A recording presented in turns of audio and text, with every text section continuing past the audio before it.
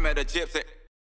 So Paul Morris is joining us on the Gypsy Tales podcast. The dude, is that a nod to Big Lebowski at all? It probably is if you go back that far, but the short story is I went to America when I was about 19, 20 years of age. Yeah. Late 80s, and everyone used to use the name Dude. And I'd been there for 2 weeks and come back and started calling everyone Dude. So, oh, really? Yeah, hey, dude. And then I got stuck with the name. So yeah, right. Okay. Yeah. The most Aussies I don't think have seen Big Lebowski. Yeah, okay. I think it's like a bit of a American cult Everyone kind of. knows that. What age group though? Maybe it's just my age group. Yeah. Might have just been missed on like my generation. But yeah, I remember my like ex-girlfriend when I lived in America, her family, it was just like one of the first things that we did as a family. They were like, "You've never seen Big Lebowski," and then from then on, for the like whole time I lived in the States after that, I just got so many references, like cultural references that you got people. a rug fetish now, have you? yeah. So yeah, there's just all those references that were just missed on me for years. Yeah. So, and I don't know that many people here that even know that movie. It's a cool movie. So before we started, we were just talking about Nash. We might as well just go there now. You're saying that he didn't even want to race up until a few years ago. No, about 3 years now he's been racing. Yeah. Wow, that's crazy. Yeah. I think we're with Brock was running a Super 3 car at Winton, and there were some XLs racing at the same time, and the Benny Grice was racing in the XLs, which is Alan Grice's kid, and he come back and said, "Oh, I think I wouldn't mind having a go at one of them." So, and then just from there, yeah, just went from there. And so you weren't. Like obviously you weren't pushing him to race. Nah, not at all. So you get, when you've got an ex-racer, you either get the ex-racers that are just keen as mustard for it's almost like they don't want their racing career to stop, so then they go to their kids, and then you just go all in on your kids. It's not a bad thing, but that's like one style, and then there's the other style of parent that they spent so much of their life at tracks, and they know the money, and they know the grind, and they know everything that goes into it, and then they're almost like actively steering their kid away from it. So were you in any of them camps? I was in the camp where, look, I got him like he's been driving ever since he could walk, driving things around the farm and drifting cars, and obviously at Norwell he'd always had a car he could muck around in, but he never really wanted to race. Yeah. And really made a point of not wanting to race, because people would go, "Oh, you're going to race when you get older?" He goes, No, I'm not interested. Yeah. But when he became interested, I didn't make it easy for him. Like, I found him a car that wasn't that good. He went to the track the first time. He spent more time working on it than driving it. I was sort of like, because that's a good way to see if he's actually keen. See if he's actually keen. Yeah. And he just kept going. So, yeah. And was there like a hangover effect of your career where you were just like, fuck, I don't want to do this again? At club level, pretty good fun. You get out there with your kid, you're just banging around. They win a race or two at club level. You think, oh, okay, there's something here. Then you take the next step and you go, okay, you're still going all right. And now it's at the stage where it's nearly time for me to step back. Yeah, right. Because you get emotionally involved about what's going on. It's quite different. So I've had some great drivers drive for me, and young blokes, and never really got emotionally attached. It's like, just business. Go out and do the job. That's what you got to do. And when it's your own kid, you're like, oh, am I yelling at him? Am I doing something? So that relationship, father and son, being. So you're obviously pretty close then, if that's like something where you want to really protect it in a sense. I don't know what it is. You just get nervous. It's not the same feeling like when Brock drove for me or Anton drove for me. Just the nerves or that sort of feeling never came into it. It was like, we're here to race. He's going to win the race, or he's going to crash it, or what happens is going to happen. We're just going to keep going.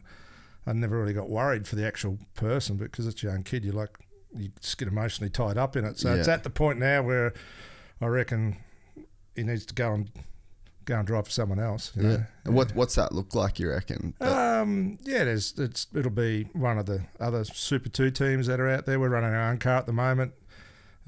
First year, that's pretty good. It's in our workshop. He does a fair bit of the work on it. If he crashes it, he fixes it. Yeah. It's a foundation year. But I think, it's time for him to to go somewhere else next year, which we've been speaking about. That's pretty cool, man. Like honestly, there's not. I don't think there'd be a lot of parents that'd be in the position that you're in, operating race teams and with the experience that you've got in running all these different cars, to where you'd actually want to hand over the program to somebody else. That's actually pretty cool. Yeah, I think it's good because you'll see exactly where he is. You know, it's I call it BMX dad syndrome. You know, everyone thinks their kid's the best or whatever, and I'm probably more the other way. You know, but maybe too hard on him sometimes. So yeah. There's Mike Sleater did the podcast the other day, and he was talking about the whole mini dad thing, when you race with you got your kid, and he said lose like you win and win like you lose.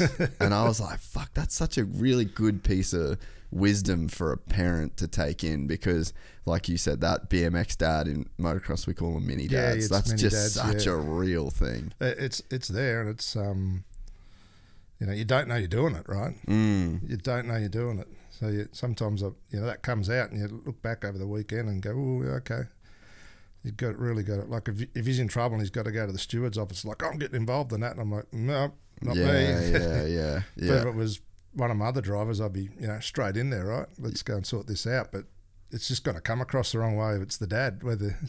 Yeah. And I mean, there's always the thing too, when you've got a kid that comes from a famous dad or an winning dad, where there's a big bit of maybe like not resentment, but there's a shadow and there's shoes to fill, and then it's like until you end up doing your own thing completely, you always are in that shadow. And then some guys surpass what their dad did, and then it's like their dad was in the shadow. Like, that's an awkward kind of balance. I think that's probably why Jack Doohan did the 4 wheels instead of 2 wheels. I mean, he's so talented.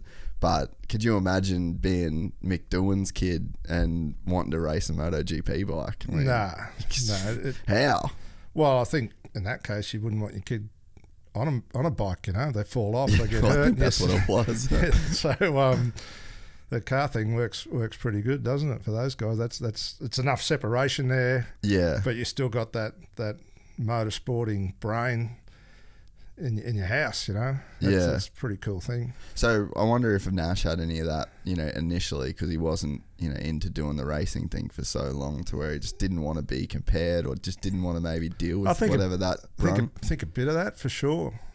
But it's amazing how much, if you've grown up around motorsport, how much you know without actually being taught it.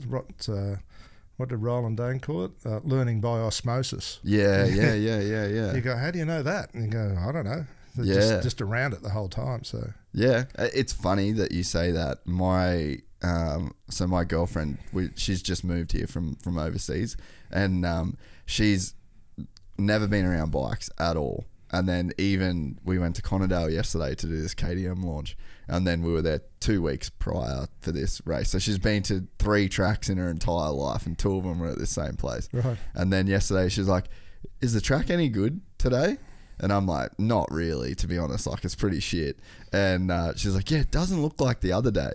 And the first day we went there was just like the surfer pipeline conditions, just like 6 foot offshore wind. Beautiful. Okay. It was just as good as it gets. And that was her first experience. And then it was just so obvious, So it's like just picking up just these different little subtleties that you don't have to be told. So you imagine applying that to your son, who's been around for so long. I mean, he's got almost like a black belt in motorsports without ever, doing motorsports formally. Yeah, and he knows everyone too, because he's grown up in pit lane.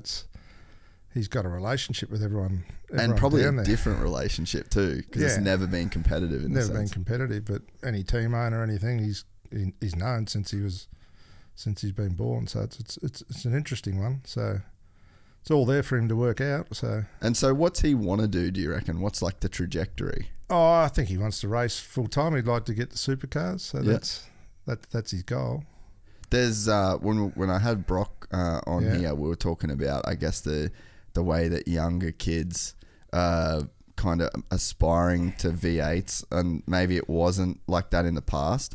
And nowadays, I think with Brock, this is me pretty on the outer, you see a young kid like Brock get basically the premier drive in supercars, as did the Super 3, then the Super 2, and then bang, it's like it was that a feeder system for a super young kid.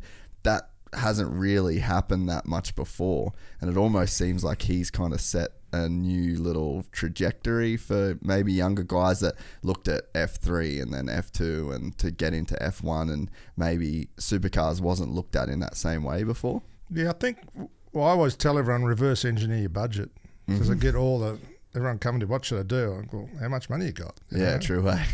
If you ain't got 20 million ready to blow, don't even go to Europe, you know. So Brock was in that category where they had enough money to probably, if they got it all right, they might get through.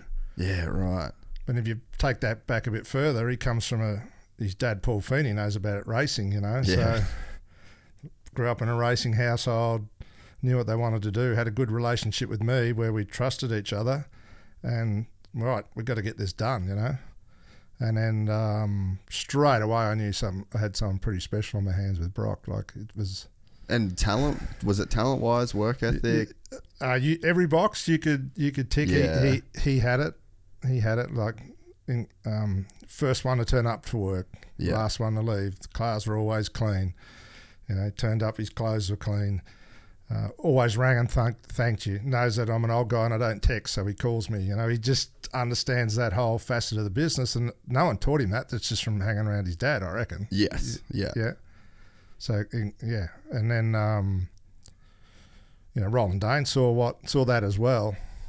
Obviously, everything just lined up with Jamie wanting to retire. So it's just one of those perfect storms, and you're probably not going to see that come along again for a long time, I don't think.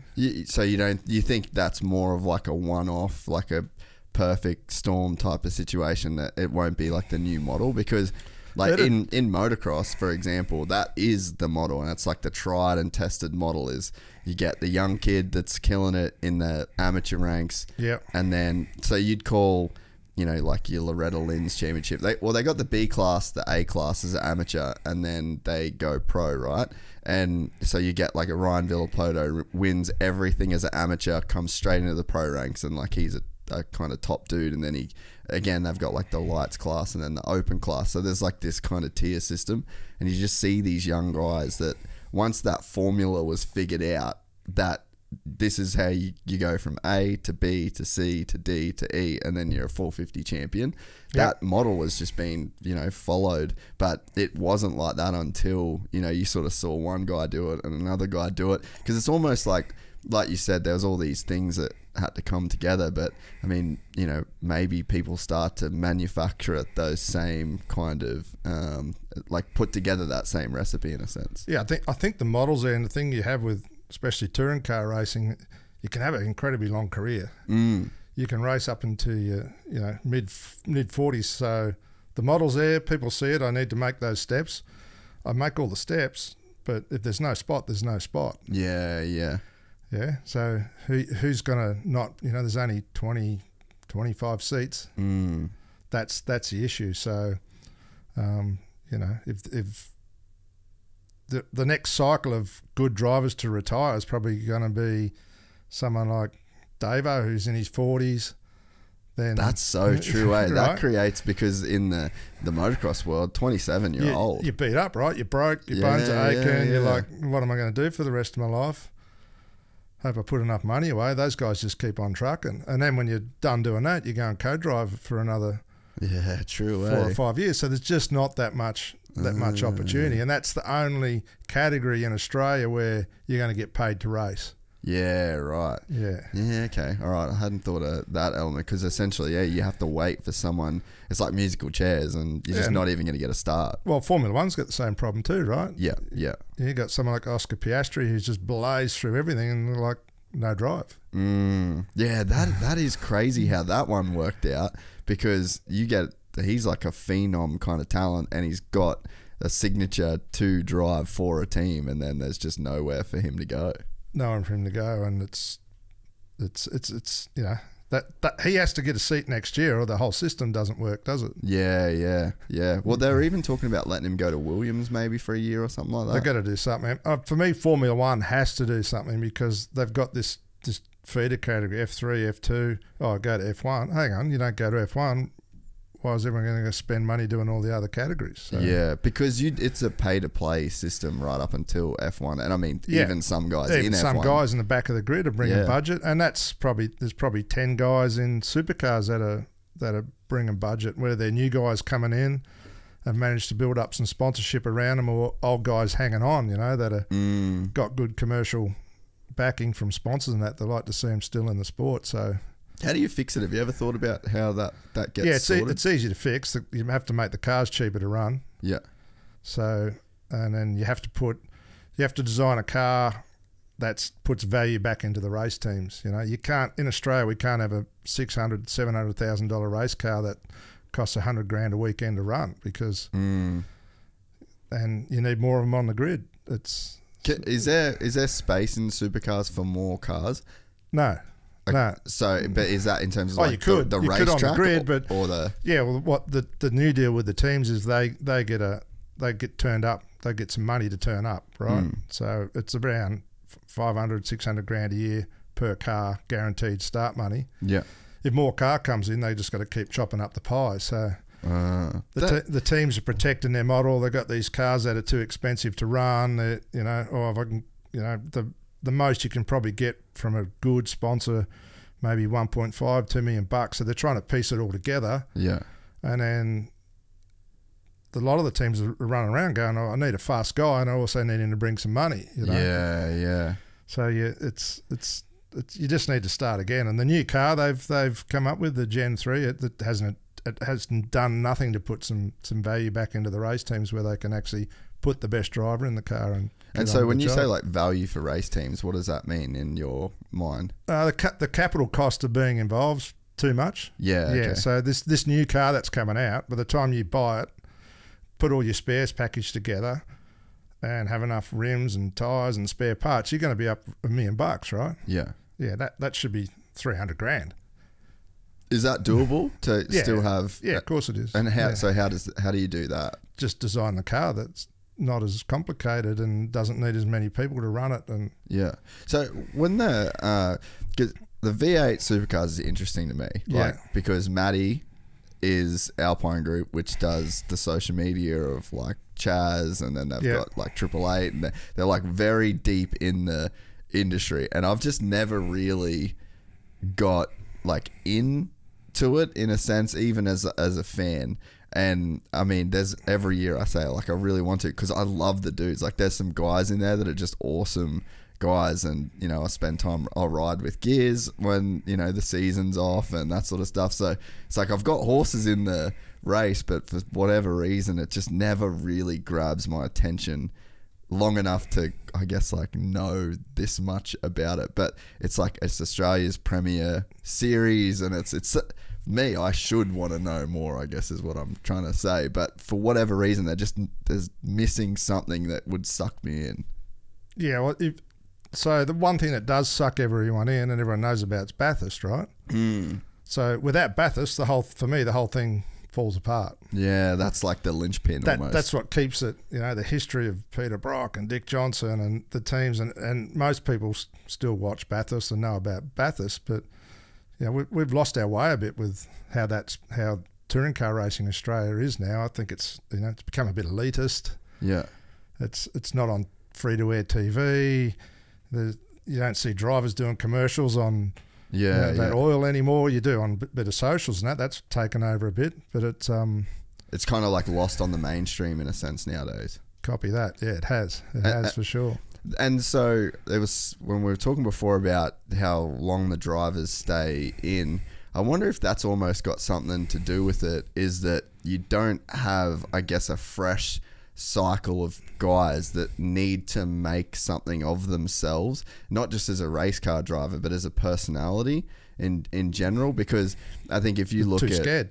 Yeah, well, there's probably a lot of that. And then also, if you're a top guy in the sport, this actually just feeds back into that point there. But if you're a top guy in the sport and you've made, I don't know, maybe what would be like a upend figure for like a top driver in Australia? $1 million a year. Yeah, so if you're making $1 million a year plus some sponsor stuff on the side, like after 15 years of doing it, you're pretty solid. You are. And you don't really need to your point, put yourself out there that much, and you can kind of, you know, step back a little bit and do a little bit less, and like you said, not take the commercials, not put yourself out there in that public eye, because you kind of just don't have to, you know. You can almost just rock up, be in the semi when you need to be in a semi, do the autographs when you need to do the autographs, and then you can kind of just go back on your way without all the trouble, you know. But it's almost like the younger, hungry guys that are trying to make something of themselves, they maybe provide a little bit more entertainment or want to get their personality out there,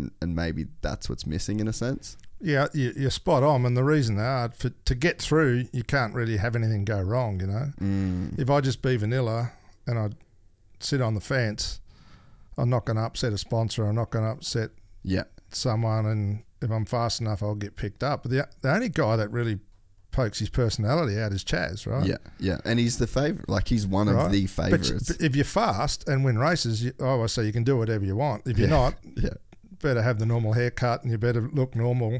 Yeah. But, you know, if you're fast, you can have blue hair. Yeah. Yeah, and I mean, there's one Chaz that acts the way that he does in the series. I know a lot of people in that grid, and they've got all really good personalities, but they're just, you know, they're too afraid to say something or do something. It could be commercial suicide for them, you know. It's like, I might upset the sponsor, I might upset the team, or I might upset what that sponsor might think, and that's what it is. Yeah, and I guess there's like a bunch of different reasons for that, in terms of maybe more, like you said, becomes a little bit more elitist, like the image has to be protected a little bit more. Social media, I mean, that's one of the things that blows my mind in this building in particular, because I see a lot of the stuff that Maddie and the crew do.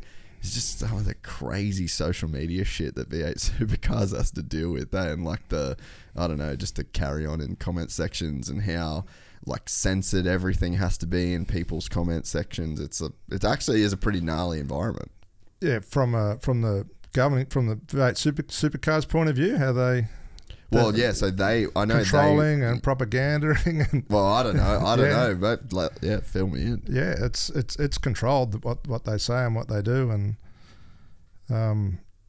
there needs to be more mainstream media, more media actually reporting on stuff. So, like if you go to a NASCAR race, there'd be 15 journalists there, and from every newspaper, everything, wanting to know what's going on, and if you go to a supercar race, you can't even get a journalist there, you know. They got to fly them in. Yeah, yeah, right. And pay for them to be there. Yeah, really, it's gotten like that. Yeah.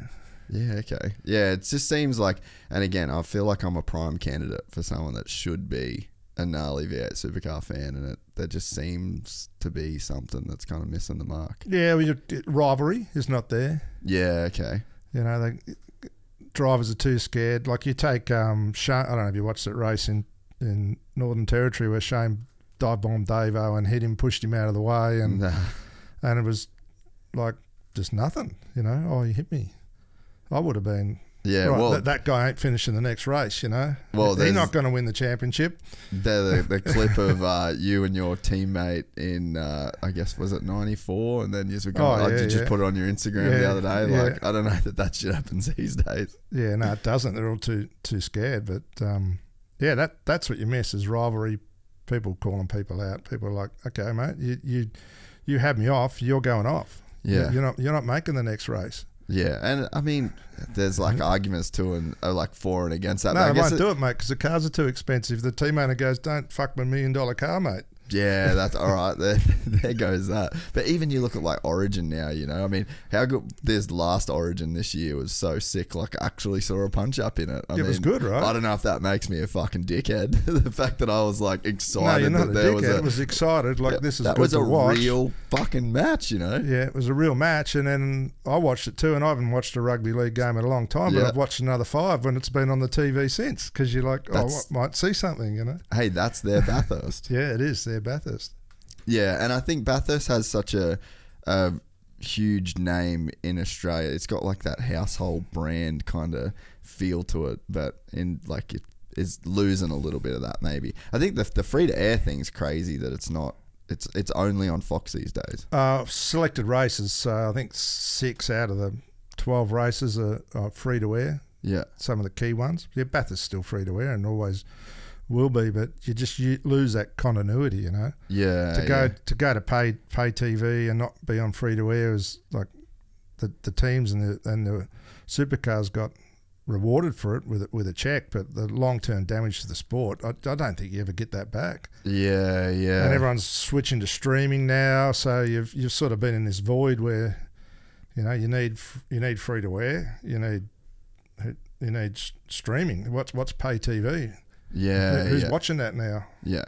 Well, people are cancelling their Fox subscriptions flat out. Yeah. The landscape's changing there in a massive way. But yeah, I guess the fact that Bathurst is still free. I wonder, like what you said about you've watched 5 Origin games. I wonder if there's an uptake in TV ratings for just the Supercars Championship. For sure. Post Bathurst. Yeah, you get a flow on. Yeah. But people used to, like, we haven't raced at Queensland Raceway, which is our local track where, you know, that's the heartland of the sport, you know. That's where the people that, you know, that drive a Holden Commodore, have one in the shed now as a classic car, and you know, the truck drivers, the blue collar people of Australia, it's their sport, right? Yeah. Supercars is their sport. We forgot about those people. We're more worried about the people in the corporate box. Yeah. No, and you're right, man. Like, I remember being a kid and watching, like, we'd watch so much supercar or V8s in that era, and it really was just like the everyman, you know, like the tradie kind of guy, and the, like you said, that blue collar worker. That was the representation of them, and I think footy was that as well. You're probably either like footy or V8s, but yeah, it I guess it has left the culture, maybe you could say, in a sense. Well, if you go back to V8s, right, people still call it V8s. Yeah. I was at the V8s. You talk to a politician in Townsville, they go, the V8s are coming. Yeah. You talk to anyone overseas, Formula One drivers, they call them V8 supercars. Yeah. Our marketing people in Australia decided they're going to call it a supercar. Yeah, right. What do you know what the reasoning was there? Oh, they wanted to transition away from V8s and we're going to go V6s and have turbos and all this stuff. But so they got rid of the V8 moniker. You had so much invested Equity, in that brand, in that yeah. V8, and they don't even use it anymore. Like, are they still a V8? Yeah, they always will be. The first thing you would do if you're a marketing manager or had anything to do with that business is put the V8 back in front of it. Oh man, 100%. That is global. Imagine the T-shirts you'd sell. Oh, yeah, 100%. Just go back to old school tees that you guys used to run back in the day. It'd probably be the top selling merch line. Yeah, and people still call it V8s. Yeah, 100%. Except the people in the championship. Yeah. So, can you explain then to me sorry, this is just becoming a personal V8 supercar education session. Yeah, good.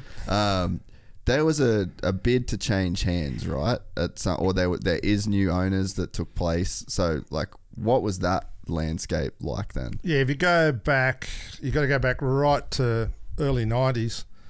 All the teams are pretty well funded because everyone had cigarette money, okay? So we just to turn up and race. Yep. Everyone made money. And then Tony Cochran come along with his company. Yep. And they took 25% ownership of the series and gave the teams 75%. So all the car owners had 75%. Yep. That rocked along pretty good for 15 years, the glory days of racing. So is that the golden period? That was probably the golden period. You had big manufacturer support. You probably had Holden and Ford spending $20 million a year each in the sport. That's sick. That's a lot of money. Yeah. All the drivers were on good money. It was the gold. It had big sponsors involved. Yeah. And that relationship with probably run its course, and then the business was sold to Archer Capital, a private equity firm. So where were they from, out of curiosity? They were Australian based. Yeah. Yeah, so they had a portfolio of investments. One of the investments in that same portfolio was Red Rooster or something. So they just bought that and said, we'll buy supercars. So they bought the teams were left with 25%, and then Arch Capital had 75%. So you sort of swung away from the teams having a controlling interest to a minor interest. Yeah. And it didn't really work, like how the board and how the sport was run. You had two people from SEL, Sports and Entertainment Limited, that owned 25%. They were the rainmakers. It was Tony Cocker and his crew. They dreamt up all the good ideas. Yeah. And the teams put on the show and ran the technical side of the sport. So you had four team owners on the board, two people from SEL, and it worked pretty well. So. Yeah. And then this private equity company comes in. It owns 75%. They train wrecked the thing. It didn't work. And then it got sold again recently to that race consortium, where they took all the teams, so the teams don't have any ownership anymore. Yeah. The race own 100% of the championship, and they just pay a flat fee to each car to turn up. Yeah, right. Yeah. So you think, and so you've been on both sides. You've been a driver and then a team. Yeah, I've been a driver, team owner. I was on the board for 6 years at that period when Tony was on. Yeah, it was pretty dynamic, and you had some pretty cool people on that board. You had Larry Perkins, myself, Roland Dane, Ross Stone. Yeah, you had people that went racing that was their business. Yeah, that was their life. That was their life. But you'd have robust and arguments about things. But whenever you come out of that boardroom, you were a united front, and that's how it actually got shit done. Yeah, you'd race the shit out of each other, but you knew you needed each other to race against. So you had lots of mutual respect. You didn't. Yeah, okay, that makes sense. So, all right, so then this year, or like when this new bid was going, so Peter Adderton tried to put in his bid to buy it as well. I was involved in that too with Pete. Okay, so that wasn't successful. Like, what? So who's the new company that owned it, and then why do you think that I just paid more for it? Yeah, right. So we'd run the numbers and thought that's what we reckon it's worth. That's how we do it. We put our bid in. They paid more for it. Yeah. What did it go for in the end, roughly? Do they know?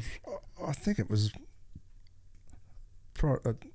I reckon it would have gone. I don't know exactly because I know what our bid is, but it would have been more than that. But it would have had to been 60 million or something. Yeah. Okay. And so what's that? So no, basically 100% owned and controlled, and then the teams. They just get a turn up fee, guaranteed turn up fee. And so what's wrong with that model? Like, why is that model broken?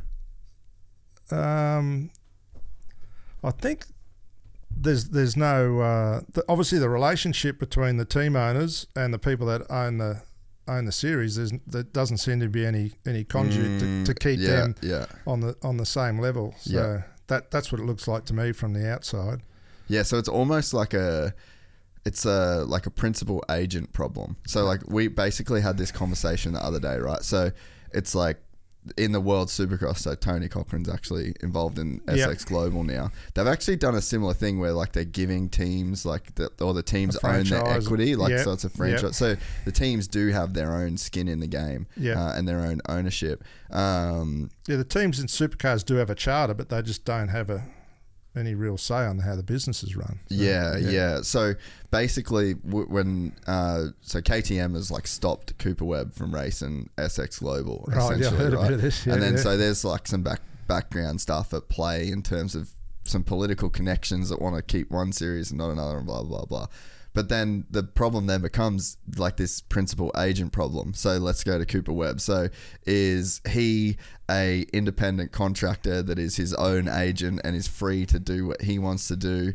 Or is he essentially like owned by the factory? Like they're his boss and they can't... Depends what his contract says, right? Yeah, but I mean, even then, it's like...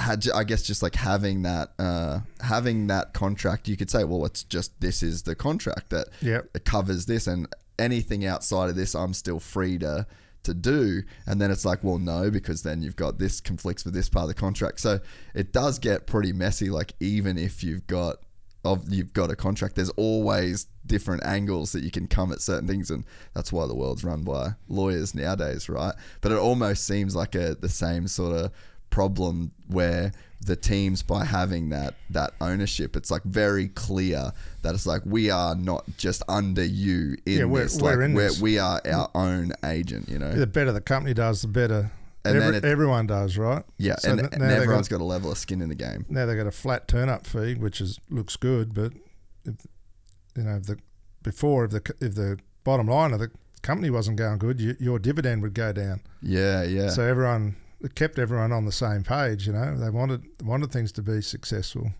But you look like you walk into the supercar paddock and how that looks now. It's like, to me, it's like walking into a hotel that you went to 5 years ago that was really nice, and you walk in now and it's like a shit fight, right? The light globes haven't been changed, and you know, just blood on the sheets. No, not that bad. But, you know, you can tell it's just badly run. You know, that's the best analogy I can give to it. Like you think about Super 2, right? The second most important category there, the technical scales that weigh the cars haven't worked for 2 race meetings in a row.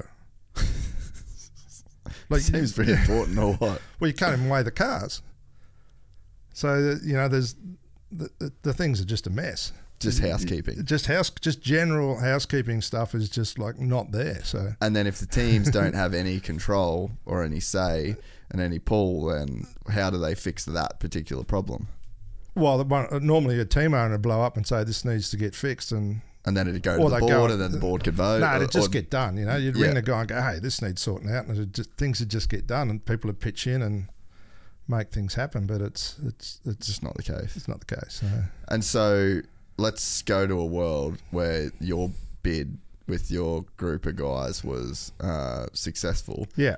Did you have, like, obviously you would have had a strategy. Is it public, like the strategy and how you wanted to go back? No, it's confidential, but I can talk about what our...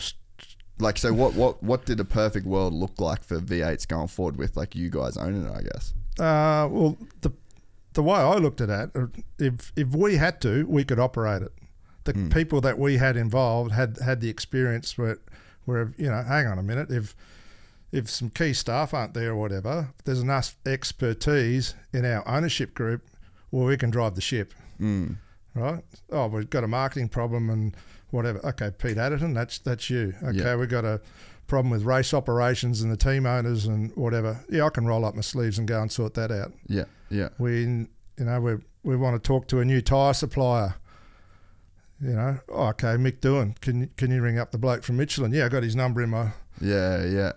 So you had people, and then we had Alan Gow, who's one. So was Mick involved in it as well? Yeah, fuck, they blew it, man. So we had Alan Gow, who ran the British Touring Car Championship for 20 years, sold it to World Sports Group for a huge amount of money. They crashed the thing into the fence, and he bought it back again and built it up again. So you had people that could actually go and drive the ship. Okay, you know, if someone's at the moment, it looks like you got people in charge of that thing that if someone's bullshitting them that works for them, they don't know they're getting bullshitted. Yeah. Fuck, they blew it. I didn't know how deep the players that were involved in that. That was the key thing for me, you know. It's like, you know what, we roll our sleeves up. If no one turns up to work, the thing will still run. Yeah, because we'll run it. Yeah. Fuck, they blew it, dude. That's such a bummer. That seems like a real opportunity miss for the sport. Well, don't know, mate. They might. It's that was our thing. That's what we were about. So, but it didn't happen. So, were you guys planning on going back to a shared equity model with the teams? No, that actual giving the teams the guarantee was actually our idea, and somehow the other bid. The other side got our idea. Yeah, right. But it's probably the thing that's going to bring them undone. Yeah, okay. And so you guys didn't think that going back to that kind of model made sense, or? Not really, because what I really wanted to do was get some major cost cuttings within how the car was built and how the car was run and how the racing went on. You know, I wanted to make the car inexpensive enough that you could have a spare one in the truck, you know. If Gypsy fires down the inside of the bloke and knocks the shit out of the car, which all the fans want to see. Yeah. Pull the backup out, brother. Let's keep going, you know. You need to bring the capital cost of going racing back enough. And what you have with the teams, all the teams are engineering companies, and they have been, all the good teams are. And yeah, so if you're not like a hardcore engineering company, you can't be competitive. You can't be competitive. And they built their business model on selling expensive parts to other teams, you know. So their reluctance to come back to something like that would to me would means that if we just owned it, we could just do that. Yeah. Because it's like a top heavy thing. So like you get such a concentrated. No one wants to give up their. Yeah, and there's a couple people at the top that have like literally clawed their way over years to get there, and then it'd be. But the name's in it, 888 Race Engineering. Yeah. If they can't race engineer, how are they going to make money? Yeah. So that still would be a level of race engineering that went into it, but I guess you're just bringing the cost down because now that I think of that. You watched like Jack on MotoGP. There's a spare bike in the garage in quali. Those boys fucking send it. They send it. None of them are scared to throw bike. the thing down the road. Like, they're not worried about it. Jack crashed fucking twice when we were at Le Mans. Like just 2 race suits, 2 helmets, 2 everything, 2 bikes. Just threw the thing down the road. Does not give a fuck. That's not the same thing in V8s, is it? No, it's not. And it's that analogy is the supercars. Traditionally, if you crash a car, you got to fix the car. But if you brought it back to where the capital cost of owning a spare car, like NASCAR do it. They do it. What's a NASCAR worth? Their new cars probably... Obviously bigger money, but yeah, there's like their new cars around probably 400 without the motor. Wow, so a V8 supercar is more expensive than a NASCAR. Yeah, yeah. Yeah, right. Okay, so it's what you're saying is this isn't an unrealistic Far Cry thing that would be that crazy to implement. Like NASCAR make way more money and have way more teams and way more everything, and if they've got a car that's cheaper, then this model can actually work. The number one thing with the new car should have been it needs to be under 400 grand and it needs to be easy to repair, and we need a spare. Like there needs to be a spare there. That's what I would have had. Like between 2 cars, you can have a spare car sitting somewhere. If you have a major, you can get back out, right? Yeah. And you see it like Scott Pye has a crash, and the biggest story is how the hell's the team gonna repair the car in 2 weeks to get to the next track, and they're putting pictures of it on the jig and all the parts bolting on, and you add up, it cost me 200 grand to fix the car. Like, yeah, that's not sustainable. Does a person on the hill or on TV give a shit about that? No. They don't care. No, if you gave them a choice of, hey, the story for this week is going to be if they can fix someone's car, or there was fucking 9 crazy passes that 3 dudes ended up in the wall, like there's probably a lot more juice to squeeze there, right? Way more. And if you're watching it, you don't care what shock absorber they got. No, you don't give a fuck. You don't care what gearbox they got. Well, because it's not a relatable car. And most people, when they go look inside a supercar, look at it and go, what the hell's inside that thing? That looks nothing like my road car. Yeah. I think that in the bike world, it's way more...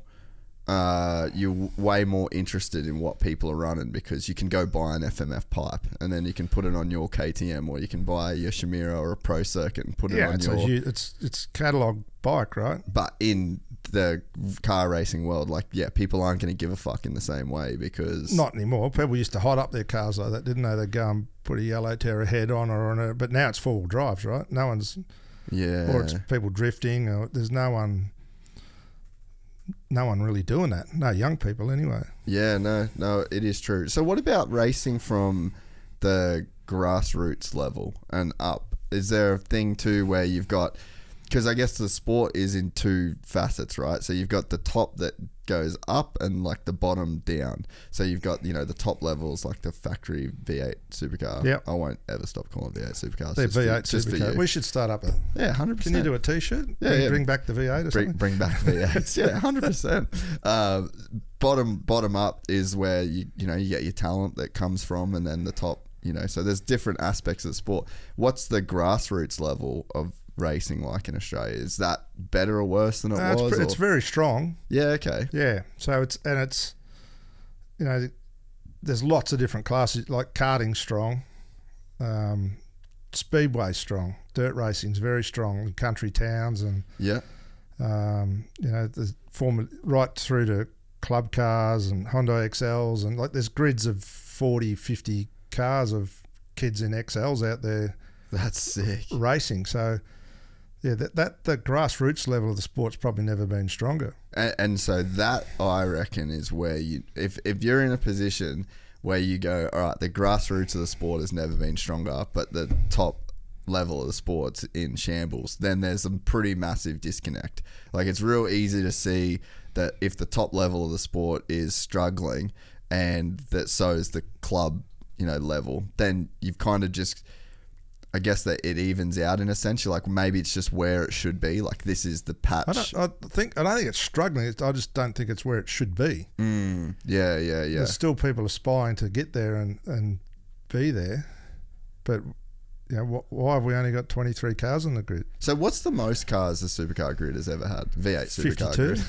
Fuck, so like double basically. 52 at Bathurst. Now you get 23, or a few wild cards, 25. You used to have to pre-qualify. You'd go to Darwin and there'd be 36 spots on the grid and 40 cars turning up. So wow, so there is that much room.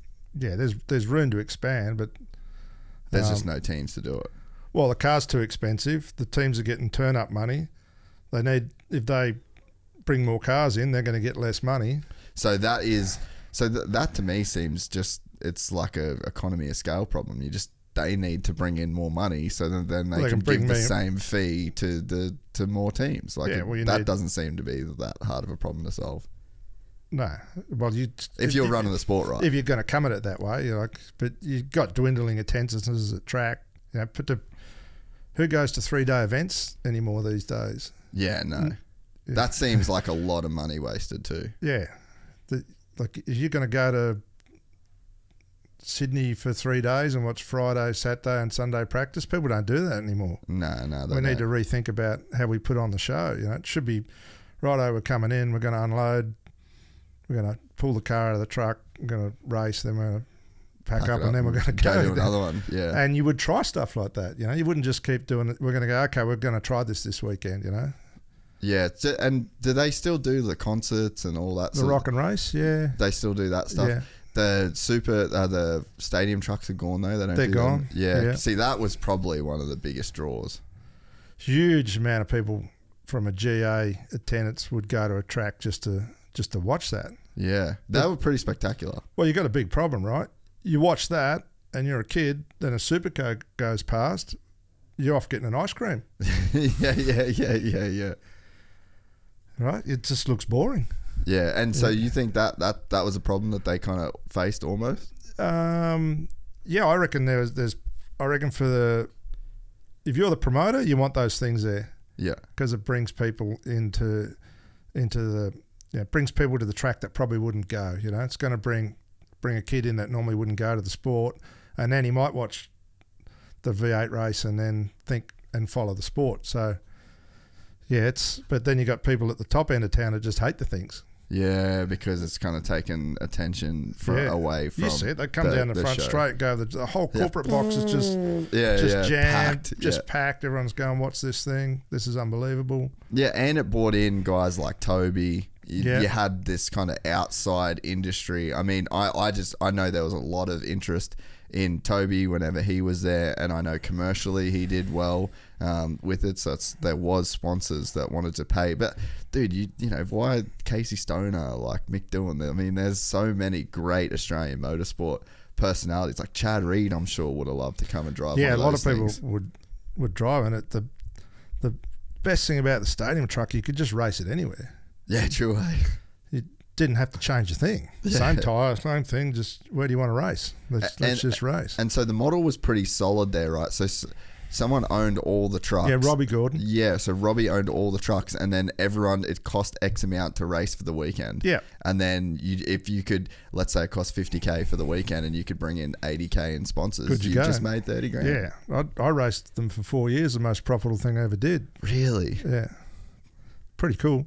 So why'd they go away? Yeah, supercars didn't want them. Okay.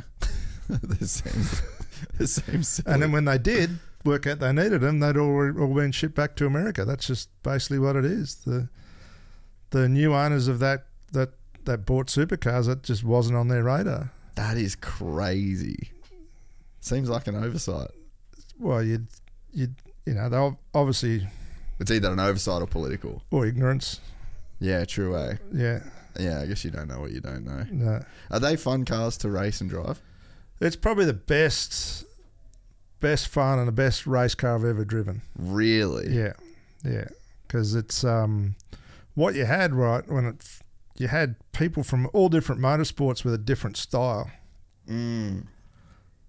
And then, so when I first did it, 2015, Super Cheap Auto rang me and said, "You want to race a stadium truck at the Gold Coast?" I said, "Yeah, I'll give that a go." And I've been to the track before and everything. So I went out there and I'm like, "Oh, you're on pole position." I'm like, "Oh, this is good." And then I got into the race and got into the braking area, and I'm like braking so deeper than anyone else, and then I'm able to get the thing around the corner. Then I come up, Sheldon Cruder's come from a dirt background. He's backing it in. So there was just like a multiple ways you could make those cars go and it fast. sort of end up with the same lap time. And then as we all started racing together, we all started copying each other's style, you know. I never used the handbrake for the first 6 races, and then I'm like, oh, maybe what do I do with this thing? And then you come back to the same track 2 years later, you're going 3 seconds a lap quicker because In the same truck.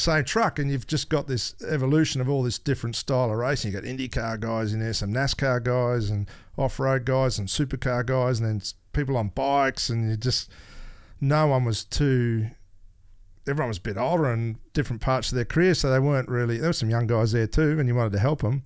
So no one really worried about their driver IP, you know. They were just like, "Whoa, what you do there, man?" You're like, "Oh, that was cool. Let me try that." You know, it was real free flowing, and That's the vibe, I guess, that come across too. Was that was like the fun category? Like that was it was more like a show than a sport. yeah, and that's what people said to me. "Oh, you guys actually racing?" And you're like, "Yeah, we're racing. We're racing because it like pole position's $4,000 US, right? Yeah, right. For pole. So you want pole, but you know what you want to do is get the money and put it on the bar that night and take everyone out and have a good time. You know, that's what it was about. That's pretty that's cool. so sick. Could they do? They probably couldn't do an independent series, I guess. Out of something like that. Yeah, you could. Yeah, you reckon? Yeah. It wouldn't be hard to make that thing fly again. Yeah, right. Have you ever thought about bringing it back, or? It needs it. They did one event at Sydney Motorsport Park that wasn't round a key supercar race. Yeah. And people didn't come to it. Yeah. Okay. And they also did one at the Speedway at Parramatta, and when a sprint car race is on, it didn't draw a crowd. It needs to be around one of those key marquee events. I think it just works well if it's the Long Beach Grand Prix or the Detroit Grand Prix or the Adelaide 500. It's something that needs to be at an event already. At an event where I think that's what it works. They didn't draw a crowd just by themselves. Yeah, okay, that's interesting to know. Yeah. So where are they now? Like, is somebody they're all back in the US, and they're racing them in the US. I think Robbie would have a fleet of probably 40 trucks there. So it wouldn't be that hard for him to service them, send them back, and race here again. It wouldn't be that hard. Someone just need to go and do a deal with him. Just make the call. Yeah, well, like not you personally, but just someone make the call. Someone make the call.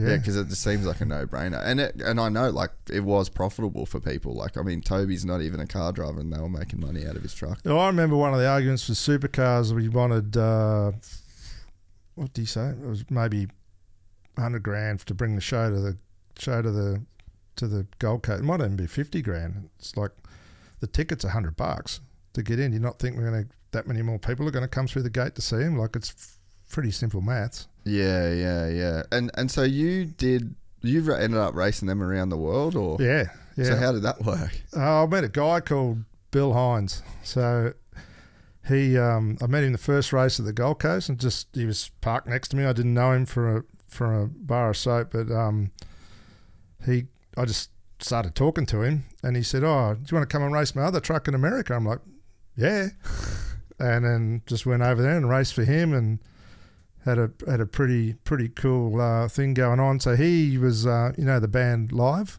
Yeah. Yeah. So he's from the same town as they are. They got this big building there in where the hometown is. York, Pennsylvania is where they're at. Right. The recording studio was there and everything. So basically, the truck team was sponsored by the band, and they'd come to every race and hang out and just love motor racing. So it was like 3 years of there where we just rolled around racing trucks and hanging out with dudes in a rock and roll band. It was pretty wild fun. That's unreal. That's such like a weird serendipitous thing to happen. Yeah, it's pretty funny. And so what events did they race, and what towns and cities and stuff did you race? So either most of the race was supporting IndyCar. Yeah. Yeah. So the Long Beach Grand Prix, Detroit Grand Prix, St. Petersburg. We did a double header at Texas Motor Speedway with IndyCar and NASCAR trucks, and we set up a race. We went backwards up pit lane, then we jumped onto the banking and jumped in the infield and had a dirt section with a big gap jump. And what would you look up there, Griff? Can you put up the what would you type in YouTube? Stadium Super Trucks, Texas Motor Speedway or something. It'd show that. Just go on YouTube there, Griff. Yeah. That sounds like a really good time. Stadium Super Trucks, Texas Motor Speedway. Yeah. Stadium Crash compilation. Yeah. See, there you go. Give the people what they want. And they're pretty safe, those things, eh? Yeah, to a point. Like what happened to Mingo wasn't real safe, but yeah, that was gnarly, eh? Yeah. So this is it? Yeah, that's it. Let's play this one, Griff. So you're in this one? Yeah, be in there. Go to, just fast forward a bit through the, like way fast forward once they're driving. Because dude, these things are sick because you can literally make a track out of anything. Anywhere. Same tyre, same.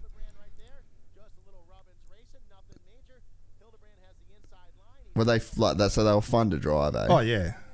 Like easy to drive? Yeah, yeah. That's me there in that truck in the front there. Yeah, right. And so they ended up becoming a bit of like a driving style, eh? Yeah, you watch all different things happen. God, what a sick little deal to have go down, eh?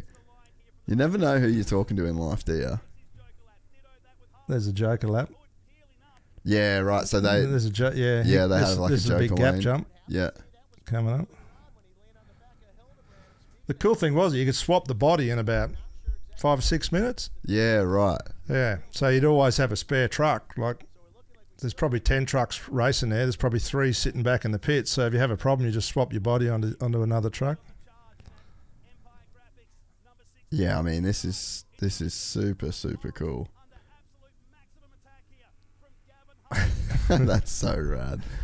So there's none of them left in Oz. No. How different are they? Oh yeah. That's Matty Brabs. Oh yeah. Pause that, Griff. How different is that to drive to like what Toby would race at Fink and that? Probably it's just a smaller version of that, right? Yeah. So it's probably got 300 less horsepower and they're quite compact. It'd be a lot smaller. But yeah, similar sort of thing. That's similar. Did you ever have any ambition to do any of the off-road desert sort of stuff? Have you done much of it? No, none of that. No. Not interested? Oh, I'm super interested in it. It's just hasn't come up. Yeah, I'm probably getting a bit old, mate. So, what's the most fun cars for you to drive nowadays? Probably that was fun, right? Yeah. That scratched my itch and was like enough for me to wean myself off driving. But I drove. Last couple of test days we've done with our Trans Am cars and supercars I've had a drive and I'm like, oh, I don't really need to do that anymore. Yeah, okay. Yeah. So it slowly just loses its appeal. It's like I don't want to do something anymore badly that I used to be pretty good at. Yeah, right. Is it because of like an ego thing, or is it because it's not as fun when you can't operate at a certain level if you've experienced that level before? I think you've hit the nail on the head. Yeah, okay. Yeah. You're like, oh, I can't quite get there. And then you don't have to because I got all these young kids I'm coaching and working with and it's like, oh, I have way more fun watching that guy rip that thing than me wobbling around out there, you know? Yeah. That must be a cool feeling when it comes to coaching people, when you can extract so much of your own fulfillment out of seeing somebody else do well. That's a cool feeling. Yeah, it's something that's super rewarding, hey, when you can actually see that, and it's nearly probably even better than doing it yourself sometimes because you can You know, you put so much into it, and it's like if you take someone like Brock, Yeah. a 3-year journey with him, then every time you just give him enough information not to overload him, then you give him a little bit more and just see him take that and go bang. You're just like, oh yeah, right, that kid's getting it now. This is right on here. This is so cool to do. And then when you've got a kid that's super receptive and just wants it so much, and then you can kind of see the ways that it's changing him as a driver, and then knowing that him changing as a driver is going to lead to his life changing for the better, and you know, getting a factory drive, and you know, there actually is a lot that goes into it. Yeah, there's a lot to go in it, but it can work with some older guys too. I do a lot of coaching with people that have started motorsport late in their life. You know, they've always wanted to race, they've been successful at business, they get a race car, they go, oh, this is a bit harder than it was. They come and see me and our team, and you go, okay, we can help you in these areas, and you see them go out and do well as well. It's just the feeling they get out of it is you know, you're sharing the joy of motorsport and what it can bring, and the reward of putting a bit of effort in. Like, because one thing you do in motor racing, the more effort you put in, the better you go. Yeah, There's instant measure of what you do. Yeah, okay. So you feel like that's the case in driving? Yeah. Okay, so that's interesting. Like, so with so I do jiu-jitsu pretty seriously. Yep. And I got into it. I think I've been doing it probably like 5 years now. And I'll make the story quick for the people that have fucking heard me say this a million times. But I got pretty good at it pretty quickly. But that's because I just put in like this insane amount of effort. And I found out really quickly that if I put in X, I got X back. And it made me just want to give and give and give and just really commit. And it's funny because motocross was not really like that for me. I think there's something, that sport is so hard and there's so many elements going on, and you've just got to have a certain amount of, I think there's probably a certain amount of like natural talent, and there's some like physicality sort of stuff. That's sport specific. That goes there. Some people drive and put in a lot of effort and don't get much faster, but they get better than they were. They could get to their own, you know. Yeah. But yeah, I found with jiu-jitsu that I really got like that one-to-one, like whatever I put in, I kind of got out, and it actually made me kind of come full circle and rethink the motocross thing, and it's kind of gave me like a new love for motocross, and was like, all right, it might be a little bit slower, but if I work as hard as I do at the jiu-jitsu stuff, like maybe I can see some improvements. And over a couple of years, I kind of actually have, but it sort of took seeing it work in this different little area of my life to like know that I could kind of apply it, if that makes sense. Yeah, it does. And one of the coaching techniques that I use a lot, you get someone that's, I say, you're trying to explain something to them, and this is a gentleman racer, not someone that's raced their whole life. You go, there must be something else you do in your life that it might be, when you tie your shoelaces up, do you think about doing it? And they go, no. So that's how I want you to change gears. Yeah, right. That's got to become muscle memory. You need to be able to drive the car without thinking about it to free your brain up enough to think about racing. You know, that's. How do you feel about that whole I guess like the talk and like thinking about doing things that in reality, like when you're a winning race car driver, you're just like not thinking. Oh, I don't know what you mean. So, I guess like you're trying to encourage this guy to like think less and be, you know, in that kind of like that zone where everything's coming automatically and you're not technically thinking. So the mechanical part of just driving the car, you've got to get to a level where that's muscle memory. You don't think about it. It's like when you'd probably drive here from home 100%. each day and get here and go, how the hell did I get here? Yeah. So the actual driving the car part needs to become like that to free up your brain enough to think about going fast, you know? Yeah. And so you see most people at the start, just like anything, I guess, they're so a bit robotic. busy. They're rushing. Everyone's got different things they can work on, but you can pull it apart pretty easy. They can do a lap and they can drive, and you go, well, the way I approach it to someone is they'll drive and I'll get them up to a certain point, then I'll just go and run a lap and go, give me 2 or 3 things that I did that you want.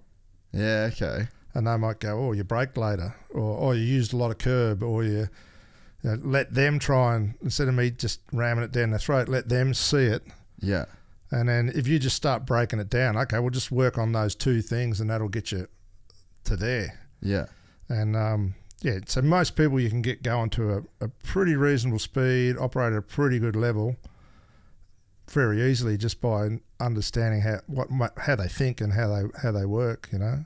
And so it's actually interesting for me, like the convo we kind of had about doing Bathurst down the track. Yeah.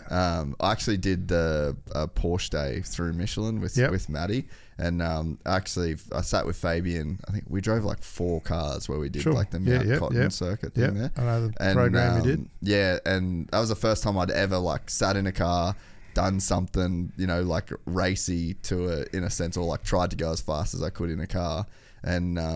And yeah, that was a really like cool experience, and it made me think so much about all of the, I guess, like the technicalities and all the things that are going on to like a race car driver. And I guess the thing I left with is like, oh, how hard would it be to get to like a respectable level of driving? Not that hard. Like to a level where you could probably go out and win at club level. You with training and application, I reckon you get most people to do that. The bit from being that to being someone that's really elite, the last bit of it's feel. Yeah, okay. You know, you've got to feel the tyre, because you've nearly got to take the vehicle beyond its limits and then just be able to bring it back just that much, you know, that it's not going to be an accident. So you're over the edge, but you're not. You can just sit on the edge, you know, and that's a feel thing. You feel it through your arse, your hands, your feet, and the more you drive, the more you develop that feeling for it. It'd be no different to your jiu-jitsu, I suppose. It's and then you're right. Like there's stuff in jiu-jitsu where I've done something and then I drove home like almost laughing about it, where I was just like, that wasn't me. That fully wasn't even me doing that. I did something crazy, like where, you know, like someone will be almost in a position where they're about to get something super dominant, then you just like snap on a triangle or an armbar, and then like the fight's over in like 1 second, and it's from a place that you would have never expected. And you know, it's not like it's a decision that I even made, like, okay, when he does this, I'm going to do this. It's like, it's just bang, it happens, and it's almost like you're in the Matrix in a sense, you know. And I could imagine that when you've got all of the shifting and the braking and the turning, and you've got everything to that level that you're talking about, then it's almost like there's all this stuff that would be going on around the car with the gear changes and the revs and everything, but that's all perfect, and you're doing that without concentrating on it, and the only thing that has all your attention is like the feel of the tires, like you're explaining, you know. It's just the tire. Yeah, like I can do all that. Now what's the tire doing? That's, you know, tires what win races. That's what wins races. So I think one of the coolest things maybe ever on the podcast is when Casey was talking about his whole thing of racing was just slip versus grip. Yeah, slip angle. Yeah, that's all he said was like, how much is the car? How much am I losing traction? And then how much am I getting traction? He's like, you need to be on the edge to have maximum traction. Is like you said, it's just on that tiny percentage back from spin. Yep. You know, and he's like, how do I just live in that world? And he said that's why people used to think he was out of control because his bike was always like moving around way more than other people's. And he was like, man, I'm gripping. Like, yeah, he's happy there. I'm right that's his happy in that place. Yeah, I'm right in that zone of that's where my bike is going the fastest. So if you take that, he's talking, you know, rear tire, you know, that how you make time in a supercar is front tire, braking. You know, it's how much can I get the car into the corner quicker than the next guy to the point where I can get on the throttle again, because it's, you know, the front tire in the supercar is what gains your lap time. Is that different? Is it different in every car that would be the case? No, it's pretty similar. So that's pretty standard. Yeah, if you look at the point, like most people can get on the throttle and drive off the corner. You've been doing that your whole life, ever since they understand if you put the throttle down, you'll spin the wheels and you'll either get loose or you won't get traction or whatever. That phase from where you get off the throttle to the point where you need to get back on it again. That whole phase is where all the lap times really found. That's what sorts the good guys out. It's what you do with the controls in the braking and turn-in zone. Because that's where you're going to get like understeer and then not be able to come out of the corner. And I'm going to brake a bit deeper. Oh, the car won't turn. Yeah. What am I going to do? I need to slow it down. How am I going to slow it down?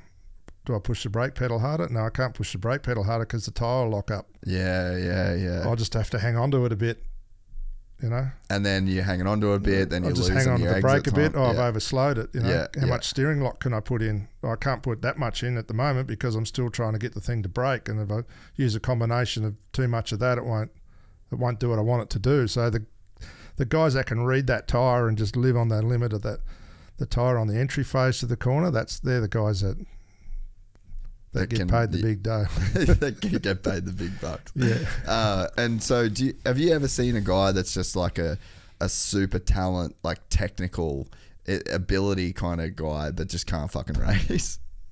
No. So you don't reckon you could get there and then just not be able to race? And not have racecraft?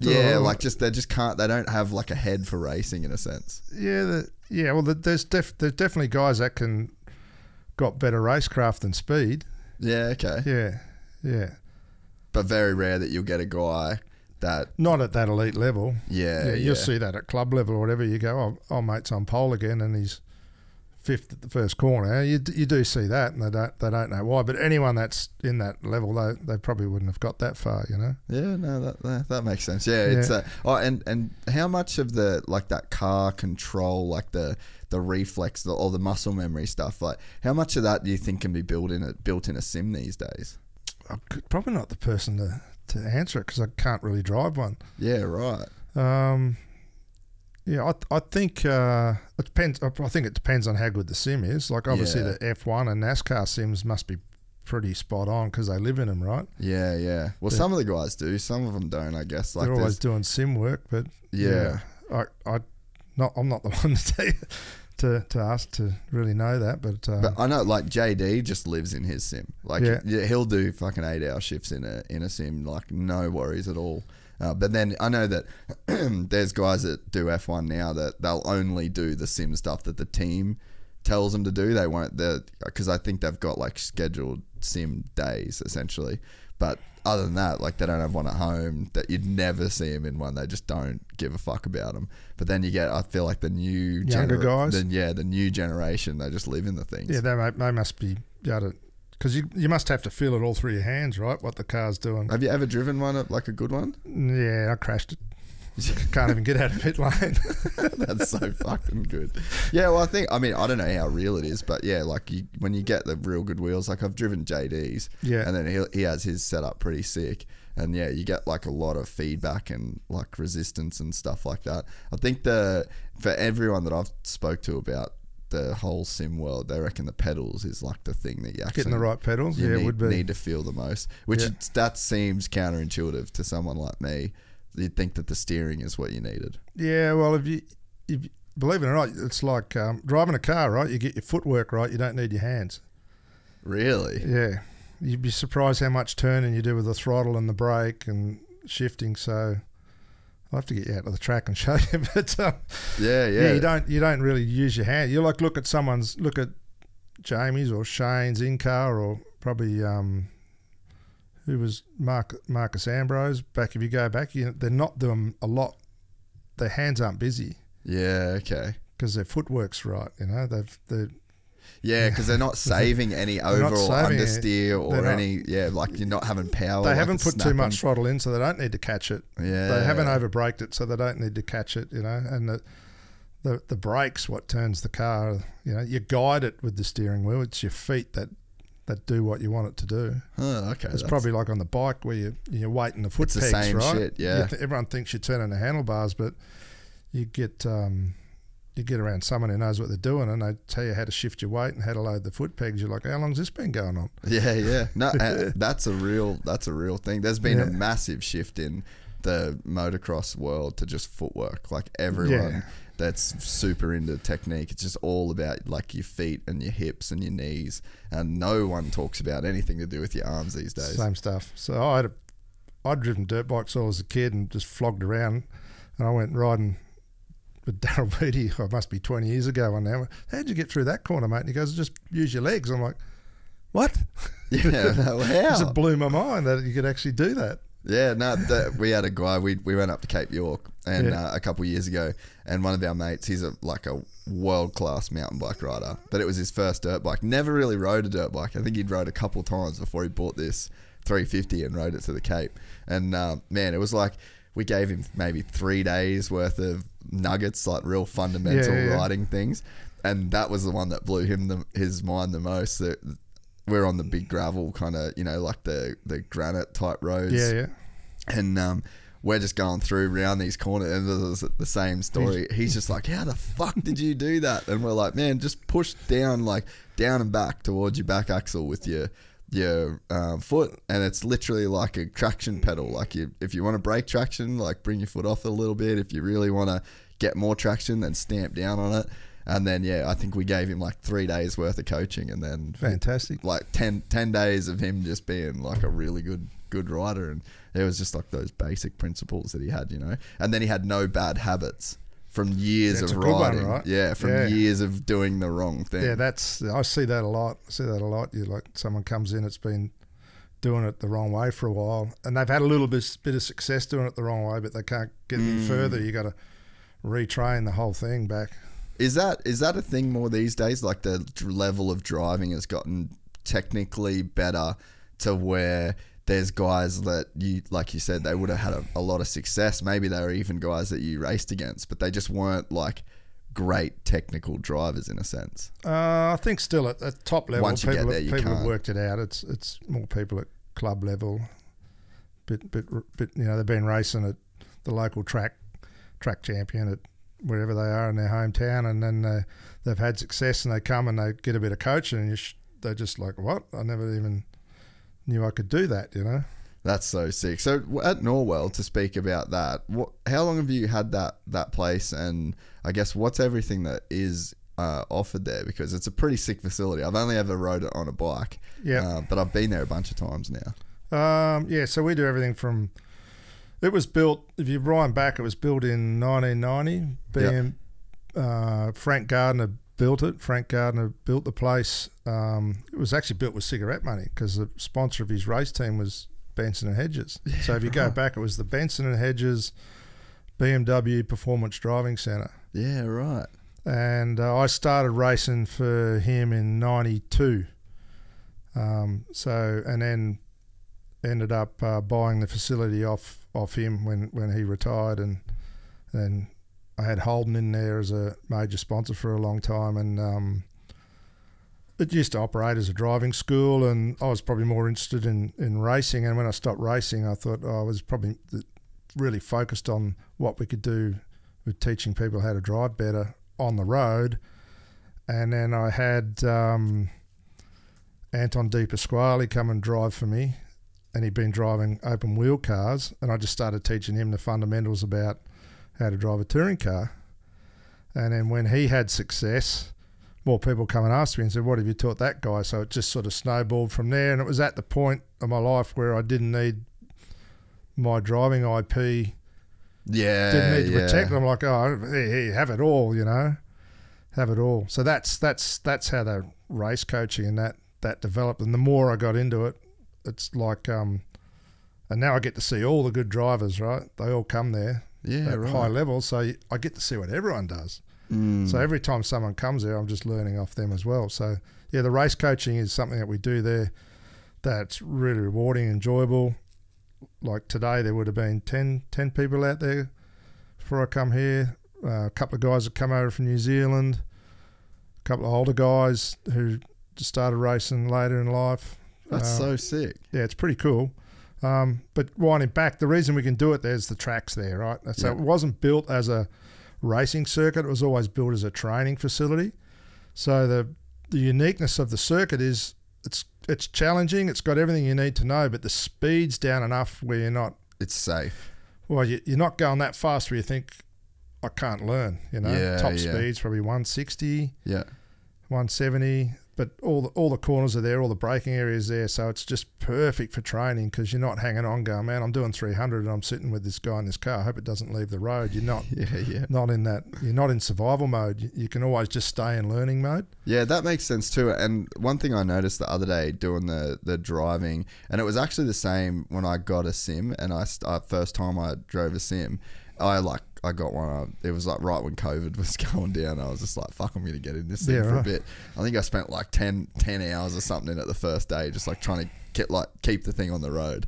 And I was fucking fried. Like mentally, I was so drained. Yeah. And I ended up listening to a podcast and they were talking about the way like your nervous system works. And basically, I was like, man, it's like there's so much information that I had to process in that 12 hours, 10 hours that like it was like a dump. My brain was just fucking cooked. And then I could feel the same thing when I was doing the driving thing the other day, is that it was so new to me and we were going fast and again, not crazy high top speeds, but it's not something I've done all the time. Right. By 3 o'clock, I was like, just goosed. I'm fucking over it. Like, no, you get that like this is so fun and I'm having a ball, but like I'm cooked now, you know? Yeah, you just tap out. You can't learn anymore. You got to stop. You got to So keeping them speeds down, you'd be limiting your fight and flight response and the adrenaline, and you know I'm sure there's still you come adrenaline, back to what you were talking about with Casey Stoner and the slip angle of the tyre and the grip level. You want the car to slip at a low speed. Yeah. So the tyre, even the tyre we put you on, is not a very good tyre. Yeah. Because we want you to feel it. We want you to drive on the edge of the tyre at 60 kilometres an hour, not. I could bolt a set of better tyres on, and you'd go through at 20 plus Ks more. You'd be up, you know. And you want to teach everyone that and how to feel that at a slower speed, and then once you understand that, you keep going up. Yeah, probably like your jiu-jitsu, right? Yeah, true. Yeah, start at the start. And and it's infinite. Like you said, you're still learning. Off the, you know, like I'm sure you get Giz come through and you're sort of watching and learning stuff that he's doing, and you know there's always something to learn in these sports, which is crazy to think about as well when you've done something like this your whole life. Yeah, and you get someone like him and he'll come out there, and when he comes there he drives in his socks. Yeah, right. Because he wants to train his feet to actually feel what's happening, you know. So he wants to feel every little bit of brake pressure, every little bit of throttle. So it's like little drills for him to keep honing his craft and understanding what's happening with the car. So that's so sick. So what cars do you drive out there? Toyota 86 is our go-to car. I've got a fleet of about 12 of them there. And that's there's an 86 race series. There's an 86 race series as well. Yeah. So do you do? So the training cars are the 86s, and then do you? And then I guess the next phase is like, what's the racing setup that you've got going on now?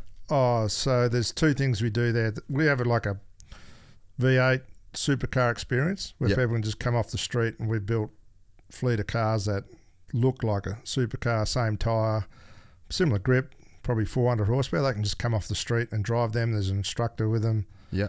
So that's just an arrive and drive fun experience they can come and do. Yeah. And then the other side of it's the race coaching. Then we do corporate events, team building events we do a lot of it actually. So someone like World Gym had their national conference on the Gold Coast. Sick. They had 80 people at Norwell. They went forward driving. They all drove the cars. They all had a great corporate experience. So a combination of all the things we do, we can add into a corporate experience. That's sick. And then so as a race team, did you field race cars like Super 2s and stuff like that? Yeah, we run as race cars. We probably run about 10 cars out of the shop there. So so there's like a race shop, and then are you guys like transporting them to the races and doing all that? Yeah. Fuck. So you just one stop shop. Yeah, that's so we run 4 Trans Am cars, about 4 XLs, a couple of other Super 2, Super 3 cars, just stuff that we think's cool and want to get involved in. Yeah. And then so how do you, I guess it's like advertising for the business in like one sense, or are people kind of like just renting a drive? They're customers. Yeah. Okay. Yeah. So there'd be there's guys that want to race and they've been to the race school, and we go, you know what, you're my sort of guy. I'll get on with you. We're on the same wavelength. I'll run your car for you.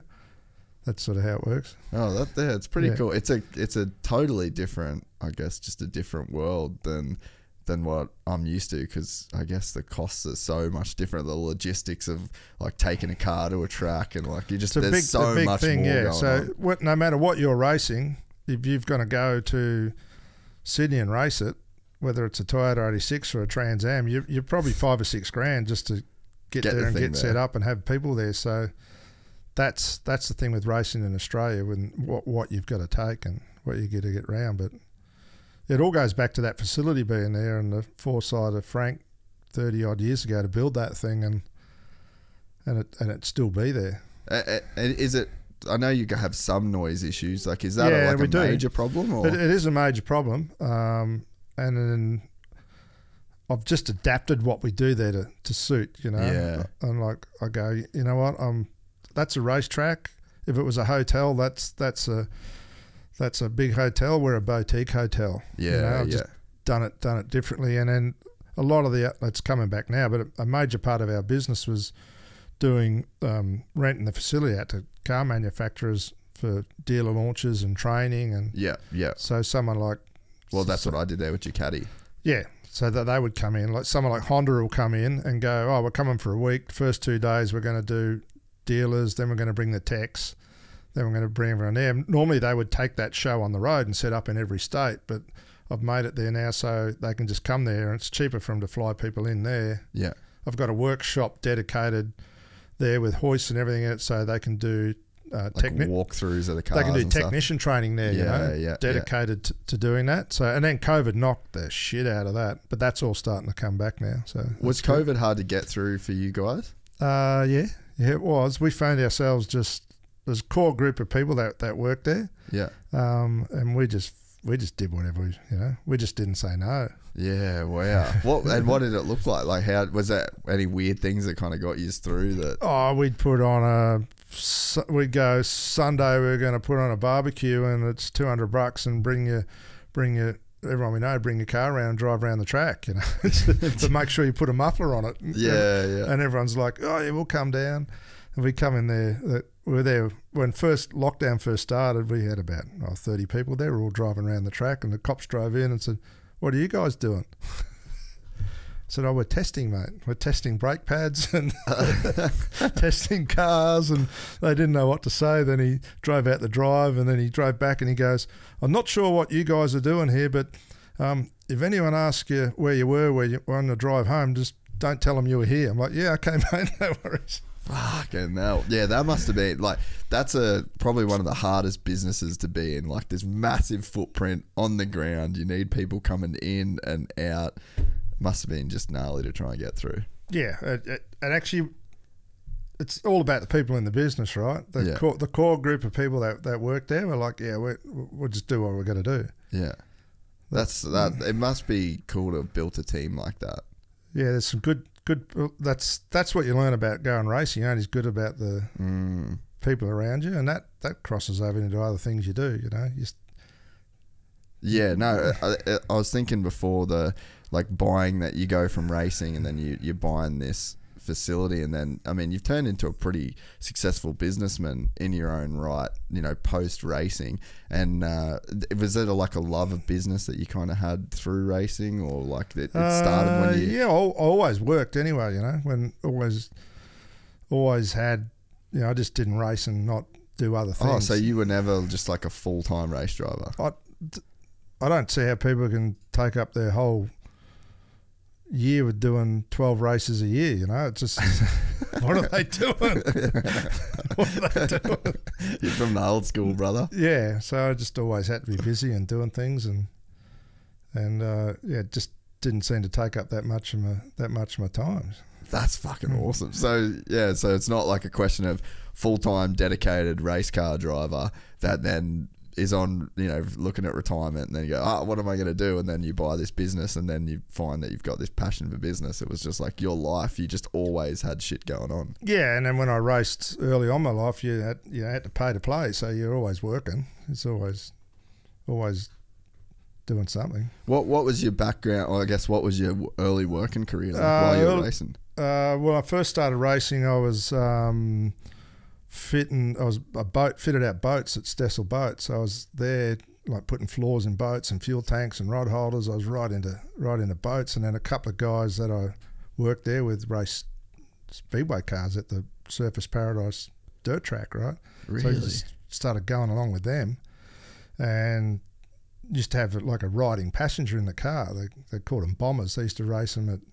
Yeah. Okay. Used to race them at Surface and go up to Archerfield and like. Anyway, so I just got into racing that way, and then I got my own, and then having the two tracks, you had Surface Raceway and you had Lakeside in the area. You had two tracks, and then got into Gemini racing and then Formula Ford, and that's sort of how it happened. So there was no like motorsport background in Oh, your my family? dad raced before I was born. Okay. Yeah, he raced before I was born, and we always were into it, always were into racing. But it wasn't like, so did you do it as a kid, like go-karts? No, and all? Yeah, no, okay. 17 started racing dirt, just started racing on the dirt, the speedway. And Dude, when I was talking to Mick and doing the podcast, and even obviously I've heard like a lot of stories that like aren't on the podcast. Yeah.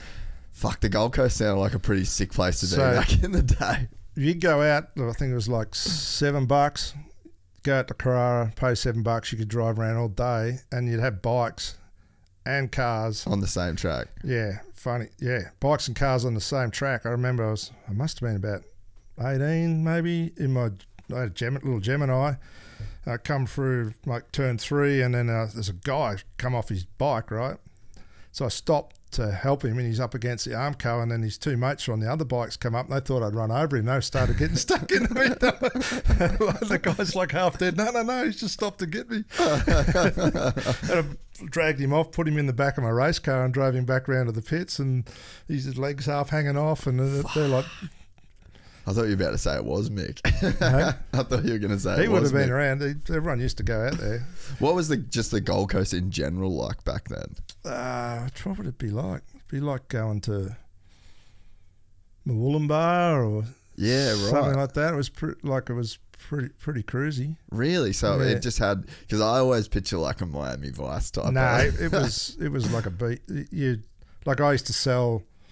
My first job was selling papers at the Broadbeach Hotel, and my mum didn't want me selling papers at the lights because she thought it was too dangerous, but I was in the bloody sports bar selling papers, and then it was like, oh, can I go and sell papers in Surface? She's like, oh, okay, you can go sell papers in Surface.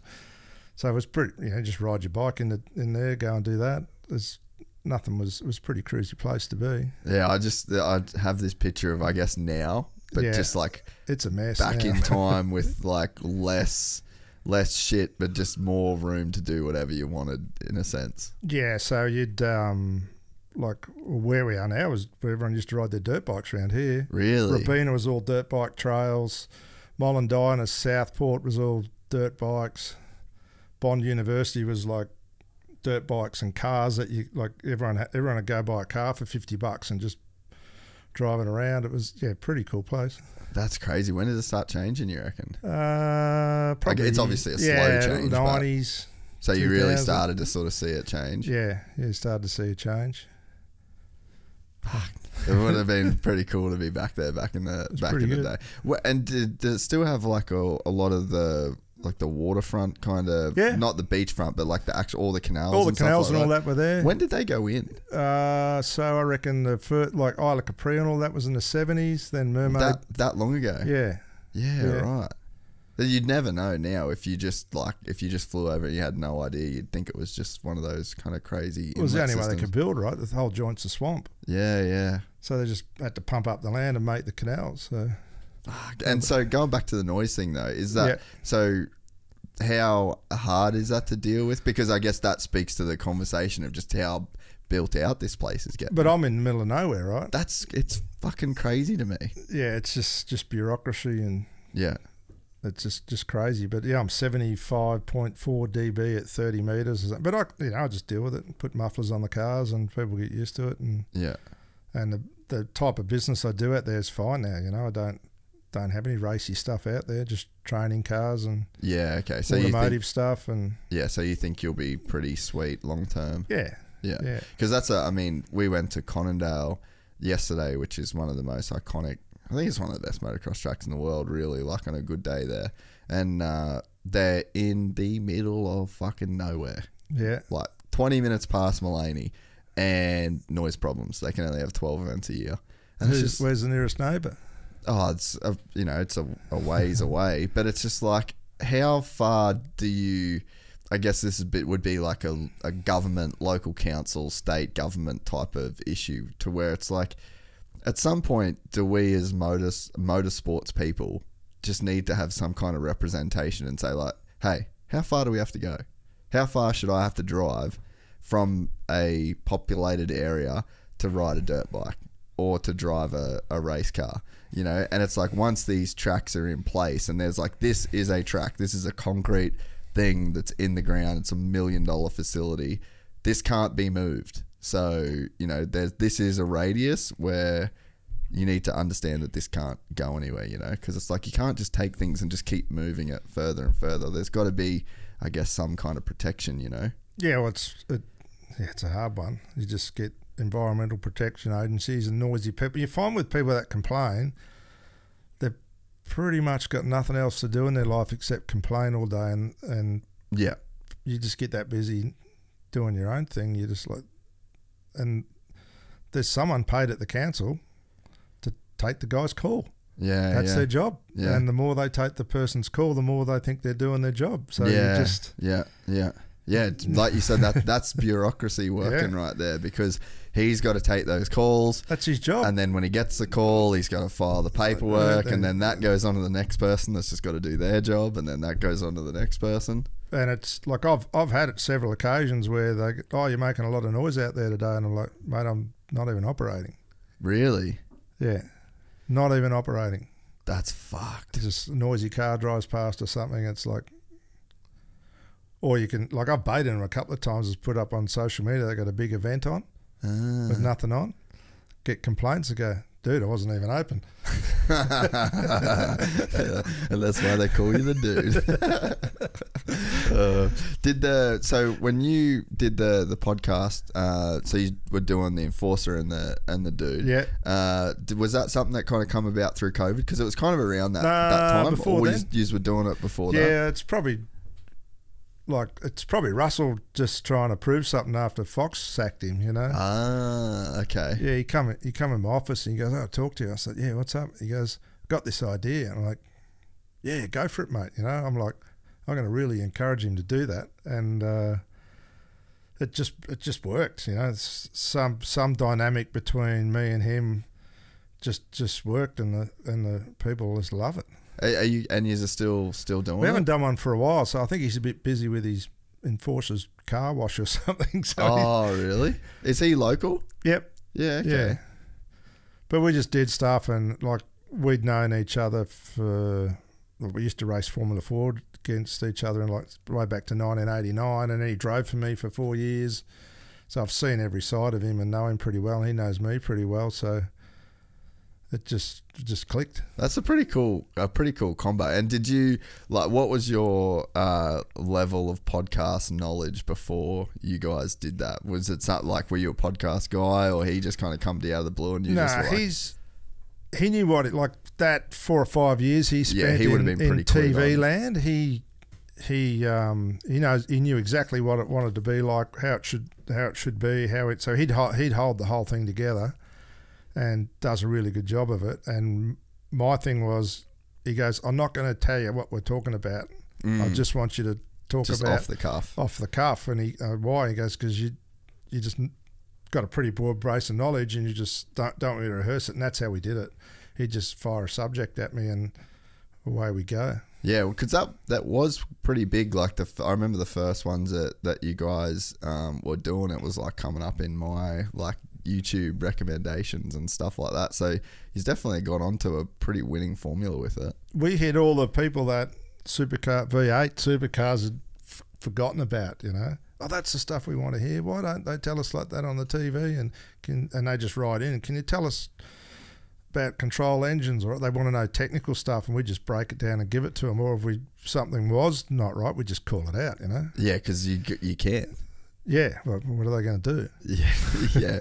That's the great thing about, I guess, this form of content. And I think what was pretty cool about you guys doing it the way that you were is that you kind of can create this pocket where there's no one has to give you that job, and no one has to approve it, and no one has to, you know, give you the airtime on Fox. Like, you just put it on YouTube, and if it's good enough shit, people will listen. Yeah, and it worked. And we had the track, so we could do stuff that no one else could do. And we did reenactments of, you know, someone would have an incident on the track, and we'd go and buy a couple of old bangers and reenact it, and he'd fire me over the fence, and the car would roll. And there was the best one we did, where there was a big debate about centre of gravity in supercars. So the Mustang had a lower CG than I remember the Commodores. Everyone was going. going, so we got this van, this Mazda van, and put big pole up through the middle, like a high pole, and just kept putting dumbbells on the top of it till the thing finally. Is that on YouTube? Yeah, till it finally rolled. That, Griff? Till it finally rolled over, because no one could understand what the centre of gravity was. So we just rolled the thing. That's so sick. So did you guys not? I guess, what's the level that you do it now? Like, you just haven't done it for a while. We haven't done it for about 3 months. Yeah. Fucking hell, you're onto a good thing here. Yeah, we got to get Russell fired up, mate. Well, I suppose that you've got so much other shit going on. I guess it's not like you looking for things to do. What would we type in? Enforcer and the Dude. It might have been in the second episode. Enforcer. Yeah, Enforcer and the Dude. E-N. Yeah. One word, but that's fine. And the Dude. Yeah, there you go. It is. What app are we in? Yeah, I remember. Go down, and then you go to videos. Yeah, the boys are killing it on this thing. Yeah, and you're doing it all at the at Norwell too, so you've got everything set up so good. Which one was it? I reckon it was episode 2, maybe. Yeah, click into that, Griff, and we'll see. Just like scroll through the bottom, we'll try and find it. Here, mute it if you can. Oh, there you go. So what was the Here, is this? Yeah, this is it. This is it. Go forward for a bit. Keep going. Hopefully the boy, click in somewhere there. Hopefully the boys don't copyright strike us on YouTube, mate, for using their content. Is it a dream, like a kid dream in a sense, to have this kind of facility in your backyard, essentially? No, I didn't. I just was always there, you know. The race team I drove for was based out of there, and sort of been there 30 years, and so you're just like adding weight. So adding weight to the top we're watching, for those just listening, sorry, we're watching the video of they've got a Mitsubishi van, and they've got a pole that they've welded to the top of it, and they're just adding dumbbell weight to, I guess, display what's the center of gravity does. Yeah. Fast forward a bit more. I want to see this thing roll. Oh, here we go. And so this was like there it goes. That's so sick. It's kind of like your own little Top Gear type of deal, you know.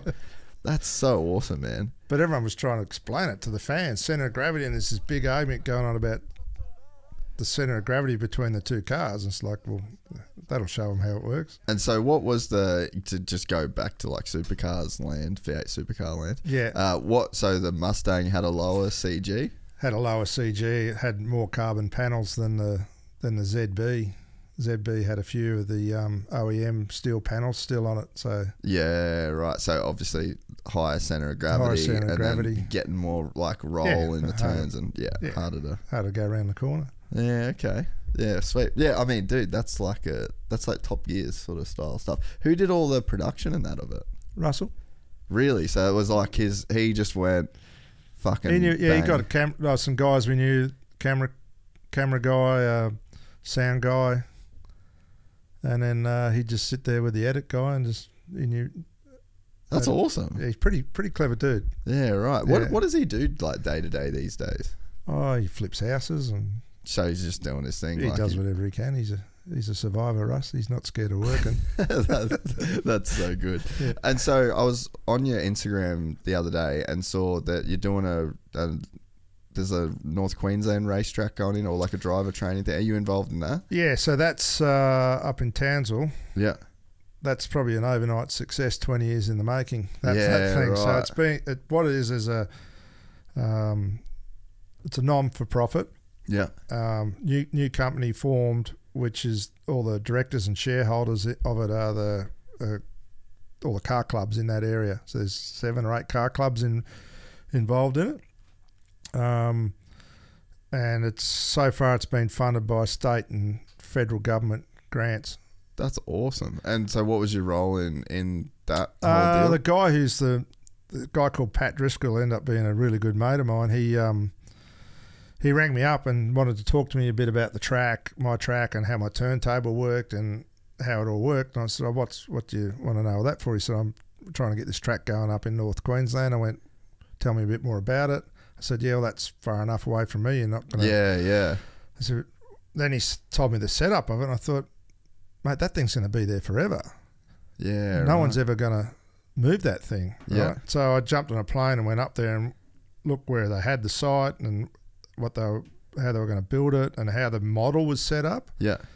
And going back to your thing, which you said, how far out of town do you have to be before no one... Yeah. So it just looked all perfect. So the council had given them the land. It's about 40 minutes out of town. Industrial's going to be developed around it. Yeah. So won't never have a noise issue. And the first part of the track was to build a large vehicle manoeuvring area to do driver training for the army. So I was going to say, they got the army there. Yeah. And then the next part of the track, which the end of this month should be surfaced, that's going in. So then I become involved, and I'm what they call a community director. Yeah. So you've got directors from the car clubs, you've got someone from the council that sits on it, and then 2 community directors, which is I am, but it just help them out and point in the right direction. Lobbying government. We'd go and see the person from the Empower, then straight across to see the guy from the opposition, and just make sure it happens. And that thing will be there forever. Yeah. Like in 50 years' time, it'll still be there. It'll still be getting improved, and it'll never go away. And North Queensland doesn't. They've got such a massive car culture up there and no circuit. Yeah, right. There's no one. Yeah, I mean, the only thing, like, we grew up in Cairns. Yeah. And like Mareeba, that's kind of the only thing that I can think of is they've got like the go-kart and motard track up there. Like, that's kind of it, eh? Yeah, so the drift guys are now using that large vehicle manoeuvre area for motorsport. Yeah. Some of the bike guys are doing days on it. The track will go down. The next thing to build is the drag strip. Yeah. Speedway, the go-kart club up there now's gone, okay, we're going to move out there as well. That's so It'll just cool. be a really cool precinct and owned by the community. And so do you think, speaking of like business models, like that seems like a pretty cool business model that I guess ensures maybe like the survival of a club in a sense, because they've kind of got a piece of or like a bigger piece of the puzzle kind of thing that keeps them in the game. But do you think that that's something that could be replicated in different states? Yeah, I do. So if you look at what's been built in racetracks, it's high net worth guys build themselves a toy set, right? Yeah. They're going to build a track like the Shahins built this track. We're going to do that. Yeah. This is a completely different way of going about it. It's built by the community for the community. Yeah. And you've got buy-in from all levels of government, state, federal, and local government, all involved in it. It's something that'll always be there. You just don't actually, like, that is our government kind of working properly. You almost don't really hear stories like this that much. Yeah, well, it's a testament to Pat, and who's been, as I said, he's been on it for 20 years, and it's now going to happen. Like, it's pretty. If you're in Townsville, you need to go and check it out. And it's the best. It's between 2 mountains. It's the best geographically located site I've ever seen. You're out there in the middle of nowhere, and you go, "This is a pretty cool place." That's awesome. What's it? Has it got a website? Do you know, or like what's it called? Drive It NQ. Drive It NQ. Let's have a look. Let's give them some love. When did it open? Is it open now? Oh no, it's getting surfaced, eh? Hey? You said it's getting surfaced soon. The surface is going down now, yeah. So I wonder when that's going to be available, well, like when people can actually go out there. Oh, January, we'll be running on that track. So we've got to let the surface cure up there first. Yep. Oh man, that's That's really cool. And you're right, man. Like North Queensland is a very motorsports orientated place. I mean, they've got the Townsville race has been a staple of that area for like a long time now. And it sort of makes sense that you'd want to connect, I guess, make a link between that event and the people that go to that event, and then give them an outlet to, I guess, experience it for themselves. You know, they're obviously annoying, fans. Right? This race comes to town, and in the middle of the town, and you go, well, I can't use the track. Yeah. And now you've got your own kind of facility, because you'd want to, you know, there's a sense in which you want to convert those people that are going to just watch the race for entertainment and turn them into people that, you know, actively buy within that market, and, you know, have a race car experience that they've got some form of, you know, I guess makes it more relatable in a sense, you know. Yeah, you've got a marquee event in the town, yeah, but nowhere for the normal person to race. Yeah. It'll link the whole thing together. Yeah, it'll link the whole thing together. Where else do you think that this kind of thing could happen? Well, where it's happened before is in Northern Territory. Okay. If you look at Hidden Valley. So that's a similar concept? Yeah, that was the government decided Tony Cochrane, the track was always there. It was owned by the car club. Tony Cochrane went up there and went, well, we're going to have a supercar race here, and the government invested heavily into it. But that's the Northern Territory Motorsport Board that control it. It's for the car clubs. The government invests into it. So it's similar model, yeah. Except these guys bought the government to it. You know, they had to bring everyone in. Yeah. Instead of the other way around. Yeah. So to speak on Tony for a second, because I guess he's, a figure in motocross and supercross now, kind of, you know, by proxy, because of, you know, his involvement with AME that have got SX Global. I guess because in the sport right now, there's it's a big unknown to so many people. They've got now the FIM World Championship, and there's going to be, I think it's a 3-event series this year, and then next year it's probably going to be 6 or 8, and there's like a lot of skepticism around the event. I think they've got like $50 million over 5 years given to them from an investment group out of Abu Dhabi. Right. So like for the people that would be skeptical about that company or like their ability to do events, like in your experience with Tony, do you have any like inside information on like how you think he is at getting shit done, and I guess like delivering on what, because essentially there's like a promise being made to the motocross and supercross community of like, we're gonna fucking kill it, we've got this investment, we know how to run these events, like watch, we'll do it. So it's like, I guess what's your insight there based off the experience? He's a rainmaker for sure. Yeah, if he says he's gonna do something, he does it. So whether that's, he'll deliver the events, if he's got the money, he'll make it happen. Sounds like the only thing, who's the competition, you know?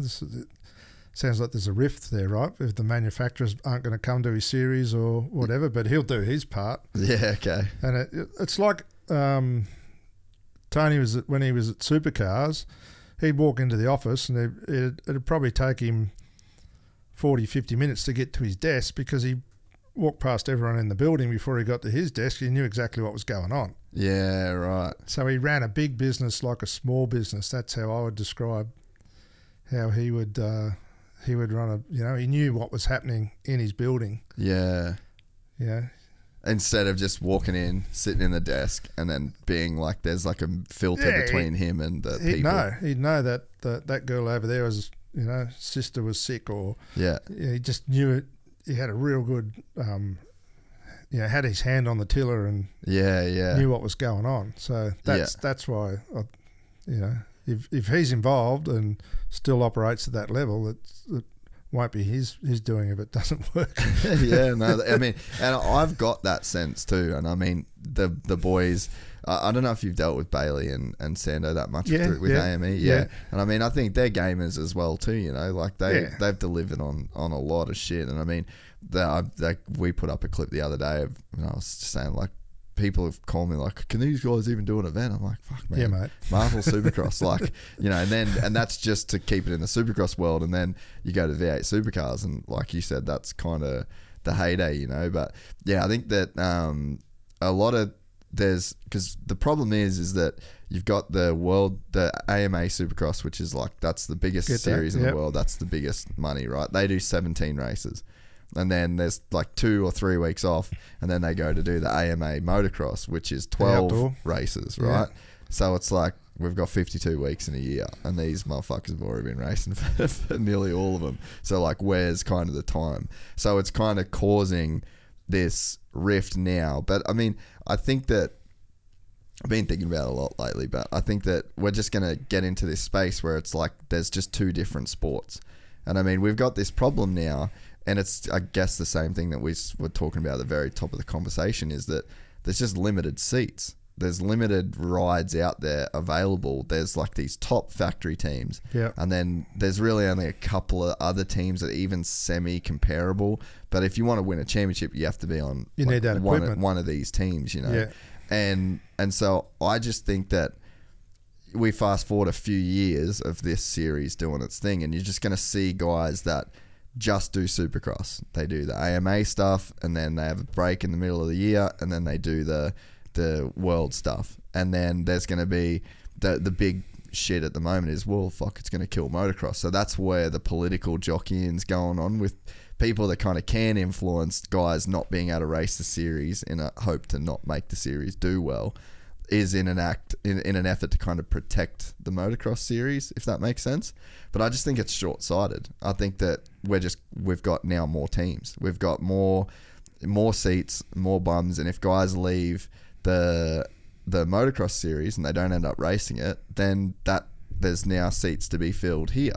So I think that we've got this, you know, thing where the sort of the pie has gotten bigger, but everyone's still trying to keep the pie smaller. Well, they want stars in their show, right? They've got like the foothold on the events as it is, you know, and the riders and the talent. But I think that, you know, you fast forward a few years, and then the guys, let's say 5 of the top 10 leave, then there's 5 top tier spots, and those guys will then get good results, and then they'll be new stars, and there'll be new hot property in the sport, and there'll be new personalities that'll be able to come through. And I think that we've just kind of got now that the pie is going to get a little bit bigger, and more guys are going to come from the bottom up to fill those seats. It's not like you can take someone from another sport. It's not like you can put an IndyCar driver in an F1 car. Like, you have to be a motocross or supercross guy. Like, it's got to come from within our sport, you know. So I think it's a better thing than people are kind of making it out to be.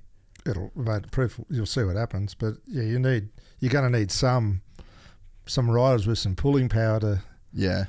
Well, I mean, and they're paying some dudes big money. So you need to go 2 there. If they get, you know, 4 of those guys, which they've already got, and then a young bloke beats one of those guys, you get yourself a new star, right? So, dude, exactly. So like, that's all you need. Yeah, and I mean, you get it just straight off that. Like, yeah, you get one of these guys that shows that he can run with, you know, a Tomac, a Roxon, then it's like, here you go. Fuck, maybe we do have a new star. Yeah, more opportunity. Yeah, and so I just don't think people are looking at it in that sense. And it's entertaining to watch, and people will watch it.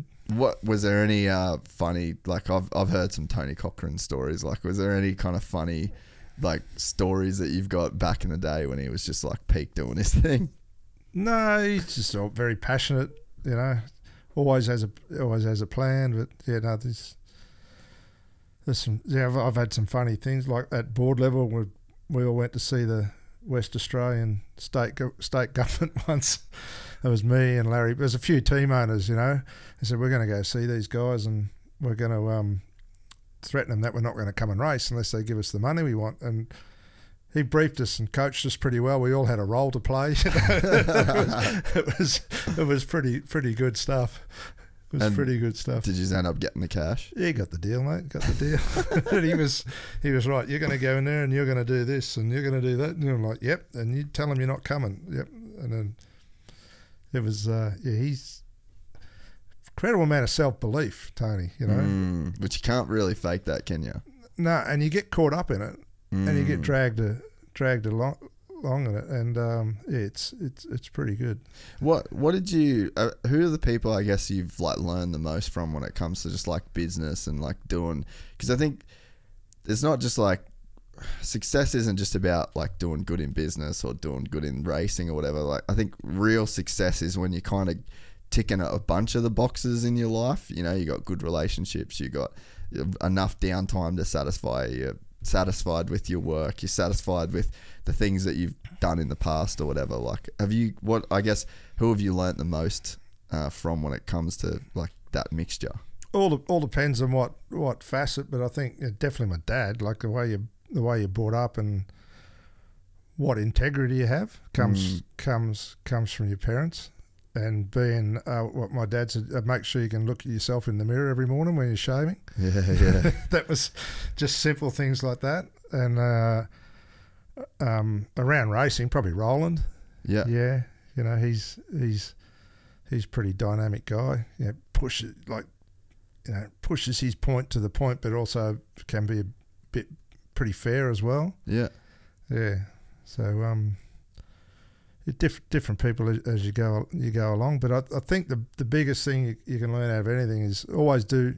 If you're going to say you're going to do something, you do it, and try and have a lot of integrity. Yeah, because you can't buy that.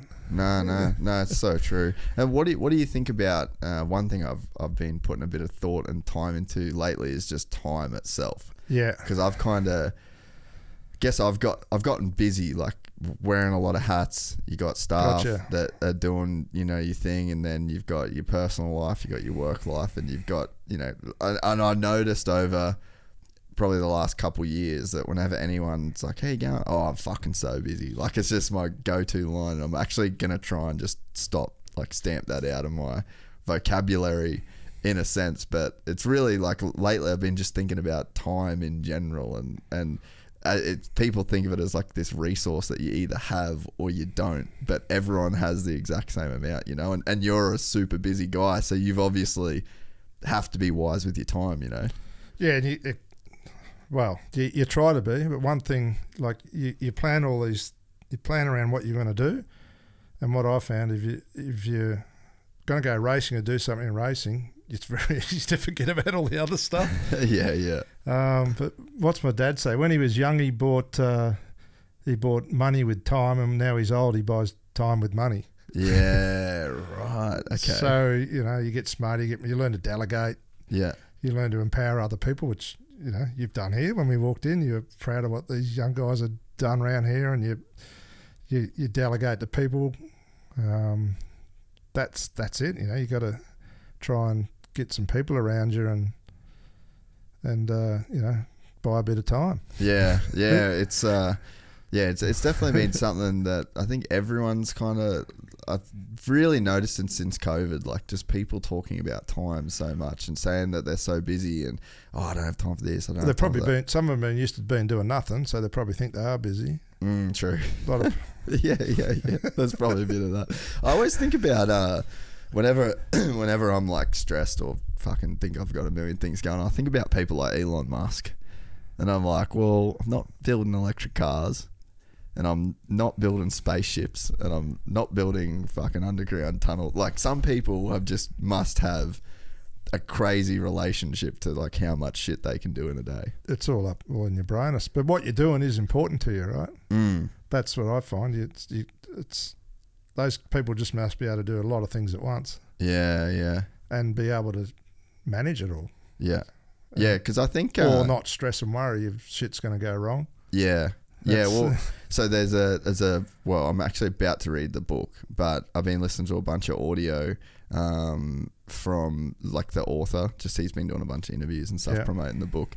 It's called 4,000 Weeks, because that's pretty much like the average human's lifespan is 4,000 weeks. Yeah. And there was a really interesting point that he kind of made in the book, is that there's this everything, like there's an infinite amount of things that you could be doing, and then there's an infinite amount of things that you want to be doing, and then there's also like an infinite amount of things that you kind of like need to be doing that you don't necessarily want to do, but then you've only got this finite amount of time. So it's like I think where the relationship can get fucked up is when you're thinking that you actually could do all of these things instead of actually being honest with yourself about what you can do in a day. And then I think that the more and more I'm like, oh, okay, so you need to just know your limits, like know what's actually possible in a day, and then plan that accordingly. Because I found myself like working on a car for me it's like working on a bike, and then it's something I love doing, but as soon as there's like a time crunch on it, or there's pressure, or like I've got 40 minutes to change a tire and then do my air filter and get my bike ready to ride, then I'm just like, fuck this is the worst thing in the world, this is not fun and not enjoyable. But I actually do like bike work, but it's like I guess the time constraint that makes the thing kind of like unenjoyable. So yeah, it's like, I think for me now, thinking about just the relationship of there's only X amount of time in a day, there's only a certain amount of things that you can actually do, even though there's so many things that you would want to do. And it's almost like once you like just release any form of control over like all of those things that you can't do, then it actually seems to slow time down in a sense, you know. Don't know if that makes sense. Yeah, it makes sense. Makes sense. But yeah, when you've got so many things going on and so many things that do feel important to you, like, I mean, there's a million things you could be doing, you know, right now that would all be as important to you, you know. I find it's what you're doing at that time for me, it's what I'm doing at that time becomes the most important thing. That's probably like a real nugget of advice in a sense too, because if you're doing something but also thinking about doing something else, then that's probably a pretty big disconnect to overcome. Yeah, and that's why when you're going racing, you don't think about anything else. I think that's why a lot of people do it, because a lot of business people go and do that stuff because it's the one thing that switches them off. Yeah, it's like that escapism. Yeah, switches them off, and they can turn their mind off. Did you feel that in the car? Like, did you? Because I know there's a few different camps of people where there's some guys where what they're really trying to do is get into that flow state where they're not thinking about anything at all. Or there's guys, like, I mean, Casey, he said he just thought about everything. Like, his mind was going the whole time he was racing. Were you, which camp were you in there? Thinking about what I'm doing. Yeah. But for me, it's like I'm looking down. I can have an out-of-body experience and look down and see what I'm actually doing, and self-coaching. So, you know, I'm coming up to that corner, I better turn in. I didn't quite get that right. You're just having that little bit of conversation with yourself the whole time. So you thinking about it, but not over-analysing it, just trying to make a plan for what's coming up next.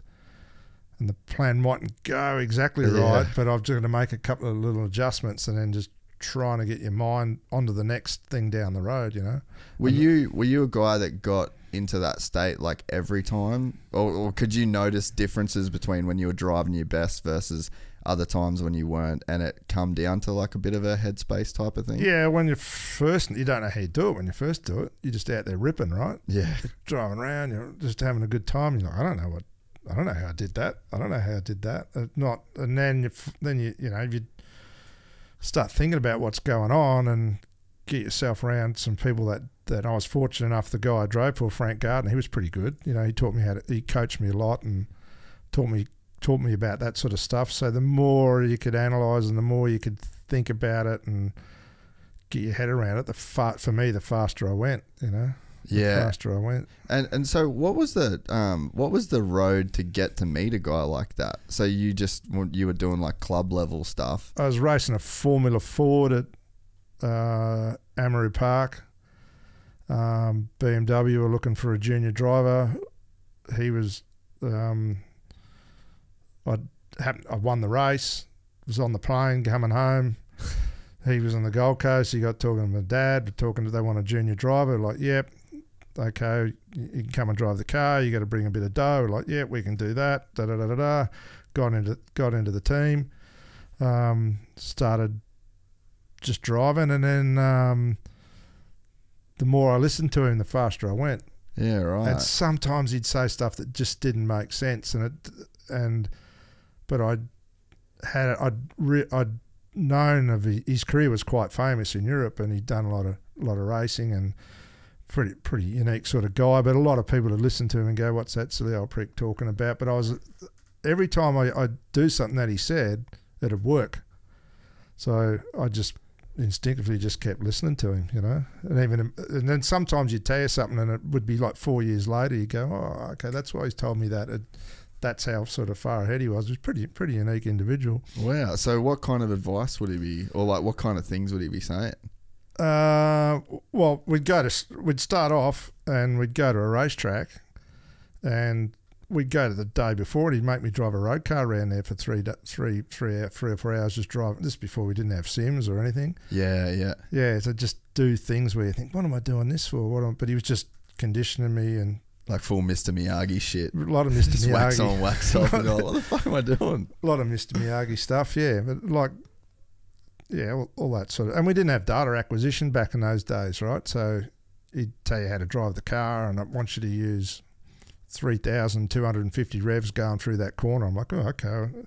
But then you'd see him, and he'd be all around the track popping up in different spots, and you come in and I go, why am I using 3,250 revs in that corner for? He goes, I just wanted to see if you'd do what I said. It had nothing to do with actually driving the car. So it was just building confidence, and to the point where you'd go to a track and he'd go, oh, that's flat.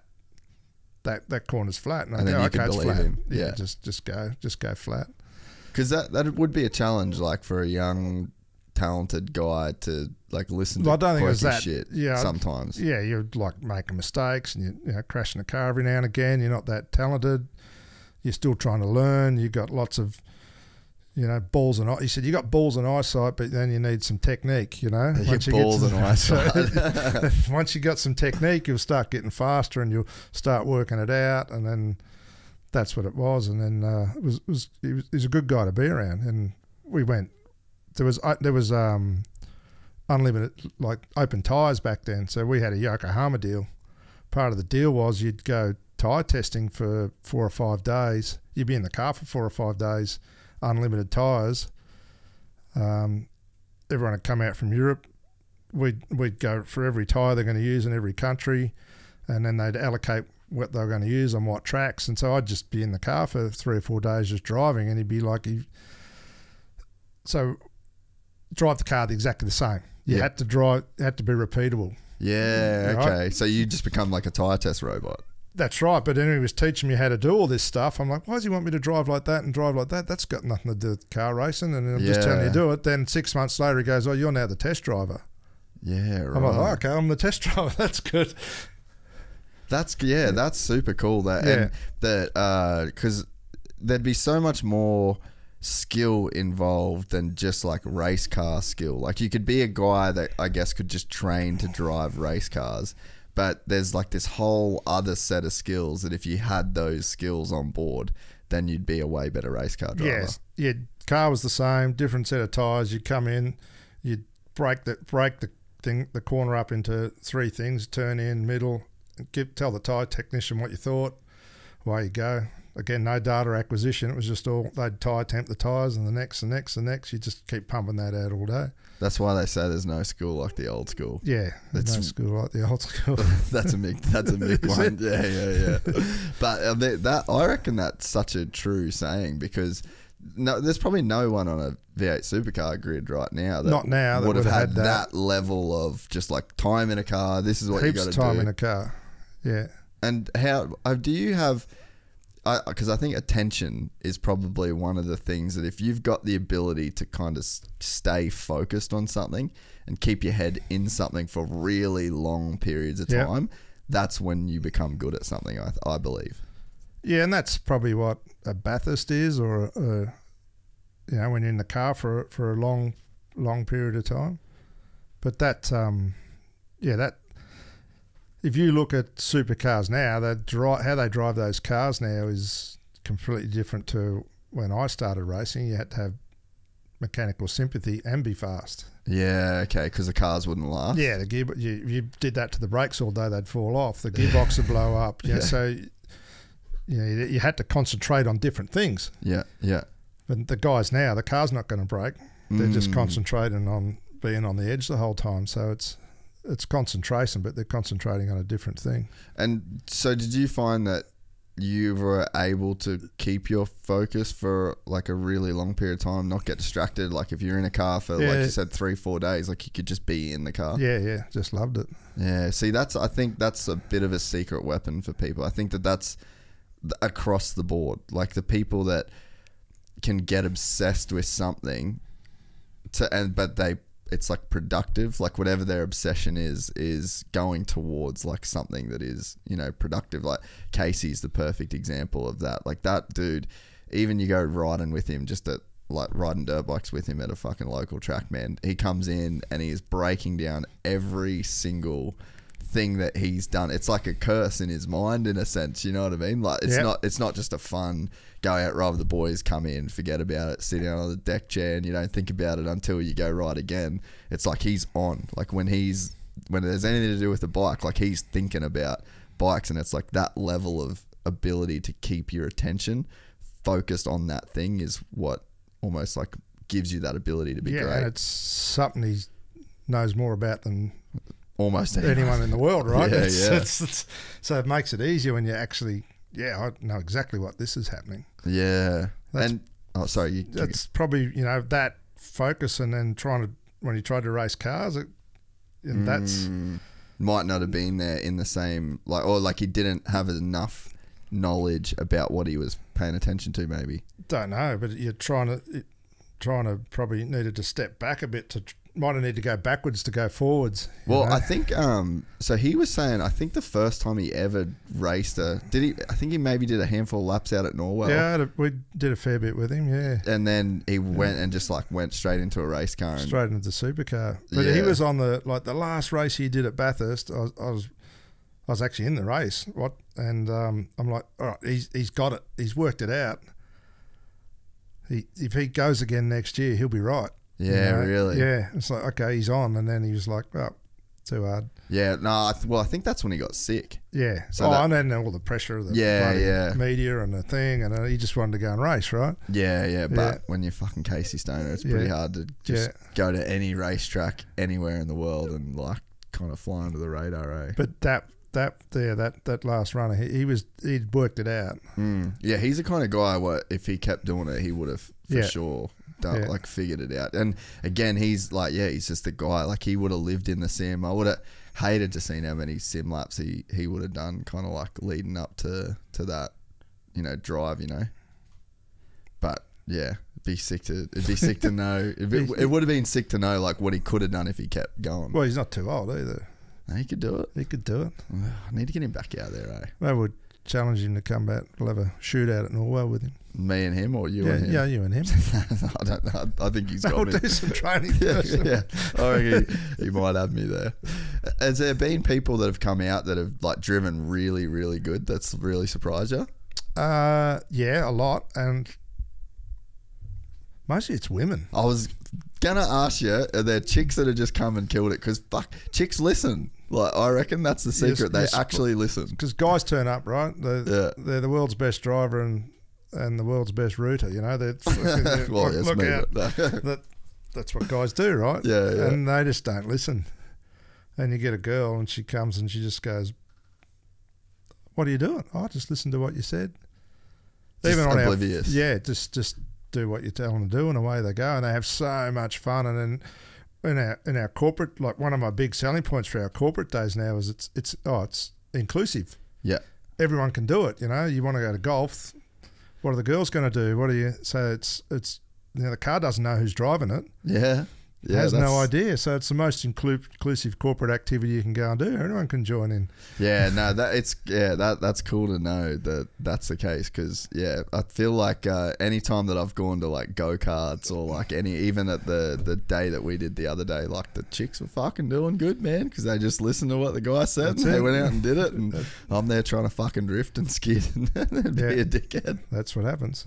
So is there anyone that's like really blown your mind in a way that you're like, fuck, you can drive, like, because natural talent is a thing. Someone that's not a race car driver. Oh, let me have it.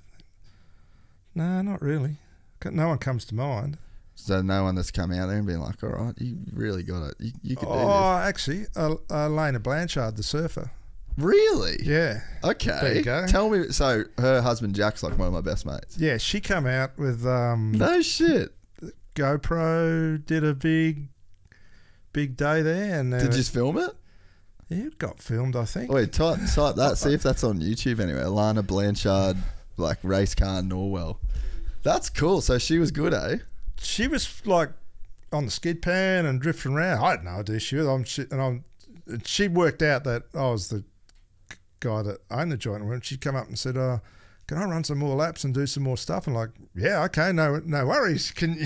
Away you go. She was good. That's awesome, dude. I didn't know. I wish I knew that.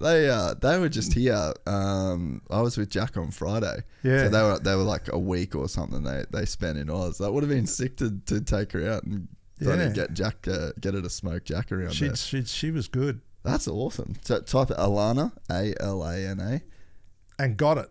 Just had that. Oh, okay. This is something I like to do, and that's so cool. Alana Blanchard driving. And then go like Norwell maybe. I wonder if they ever. Oh, and then maybe GoPro. Type in GoPro as well. No. Just add GoPro to it. It was what it would have been 6 years ago or something. Yeah, because she was one of GoPro's big athletes there for a while. Scroll down. Maybe. That's what happens when you're famous. There's heaps of other shit that comes up. Man, that's super cool. Yeah, her husband Jack's like one of your best mates. Cool. There you go. Yeah, that's the last. A good driver. That's the last person I would have expected you to say. I might need to. I'll need to message him that and just be like, mate, I heard Lana's a fucking gun. Yeah, she's good. Yeah, because it's a lot of times it's just chicks that will go out there and just fucking they'll listen to what you say and they smoke it. Yeah, that was her. All the big wave surfer dudes are there, and they're all like, she just smoked a lot of them. That's super cool. And cars are so safe, especially like in the environment that you guys have created out there, to where you really like it's a kind of an easy atmosphere and a real easy environment, like confidence inspiring to where you can, and like low consequence, Yeah, so we always have a instructor in the car with you until you like a super elite level, but he's got a brake up underneath the firewall. He can chop the motor. There's safety there. They're going to pick up something goes wrong way before the average person does. Oh, so, true way. Yeah, like the warning lights would go off for him before. Way before, and it's like all the young guys coming through. First thing I do is I give them a job in the school, right, sitting in those school cars, and they're like, "What do I need to do that for?" I'm like, "Well, you're going to get some guy come off the street. And he's going to jump in that car." And it's your job to make sure you don't crash. And you're going to... So it's just training their senses. You're going to pay attention again. Yeah, you're going to... Yeah, really pay attention to what's going on. But it's training their feel, Yeah. The other thing that we did the other day that I've never done, believe it or not, I never was like a big drifter person. Like when I got my license... Neither are you, Griff? He owns an AU Falcon Ute. Drift Ute? Oh, the best thing in the world. Staying in the family, we're buying it. But I never really did like the drifting thing as a kid. Like I'd like highest van for fucking riding bikes, and it just wasn't anything I did. Where'd you go? Drift park or something? Nah, well, it was at that training thing the other day. They had like the big skid pan there. Yeah, the diesel skid pan. Yeah. So I'd never really done it at all. So that was like pretty much my first time ever drifting a car, and like crazy level of like car skill that goes into that as well. Yeah, they do. And the good thing about that skid pan there, it's happening at a low speed, so you can do it. But yeah, we got a skid pan at Norwell. Come and have a rip. Yeah, no, that it was sick to actually do it in like a real safe environment. Yeah. And I think too, like I was saying, my girlfriend just moved from overseas. She hasn't driven a car. She bought a car the other day. She hasn't driven a car in like 9 years. Oh, okay. And I help her out. Yeah, I did that. I did Phone that. A friend. Yeah, I did that, and I was like, you know what? It's actually crazy to me that you can get a license without spending time on a skid pan, like going fast on a car. And like, I think the way that you learn what the limit is by actually losing control of something to understand, like you said, there's no emergency procedures training, You think everything you do in your life, the government wants to train you for, Yeah. But the one thing they won't train you for is driving a car. Seems crazy. You want to drive a forklift, it's a 2-day course. You want to do, operate a power tool and you work for the council, you probably have to do it. Yeah, 100%. But just drive the car? Yeah. Oh, yeah, no, you're right. Is that crazy to you as a person that trains people to drive? It blows my mind, and it goes back, it comes back to curriculum, right? Yeah. There's good schools and there's bad schools. So if you go and do studies on driver training, they think it encourages young people to drive beyond their limits, encourage them to do stupid things. Yeah. But it comes back to the curriculum of what you taught them. Yeah, 100%. And I think there's no standard curriculum, Yeah, I think it should definitely be something that, like, if you think about the economics of it. I mean, imagine if the government said that you did have to go do a minimum one day course with someone like you guys. I mean, you'd get so many safer drivers on the road, but then you'd have to have more facilities as well. Well, that's right. Might give us some more tracks. But if you go and get your license in Scandinavia or Germany or something, it costs $5,000 or $6,000 by the time you do all your training. Oh, really? Yeah, so there is places where that's a thing. And there is countries that do that. But how are they going to build how the government going to build driver training centres everywhere and man them? For such a big country, it's not going to happen. Yeah. Until they legislate to do it, they won't. But we do a teen defensive driving course, which is super popular. Yeah. And it's a half-day course because that's about as much as attention span as kids these days. And the biggest thing you find with driving on the road, the curriculum, how you drive on the road, changes with car technology. So how your mum and dad taught you how to drive, which is normally how you learn how to drive, is different now. So every car now's got ABS.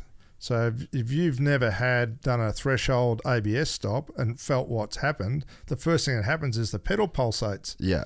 60% of the kids, when the pedal pulsates, they take their foot off the pedal and think something's wrong with the car. Yes. Yep.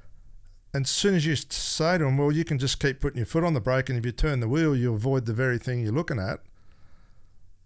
Why are people crashing cars? Yeah. So there's just basic things they don't know. The technology gets into the car, electronic stability control. If you teach them to go recognise when that's coming on and go, hey, you better slow down, it saves people's lives. So you've got to teach people about technology. Yeah. And how and if you haven't taught someone about technology, yeah, how are they going to use it? Yeah, no, it's such a good point, man. And you're right, so many people would have never felt the feeling of like ABS doing its thing. 60% come off the brake pedal, think something's gone wrong. 60%. Because it moves and they go, what's that? As soon as you show them, they go, okay. It's quite crazy. And would you get in a aircraft or with someone that hadn't done any emergency training? No.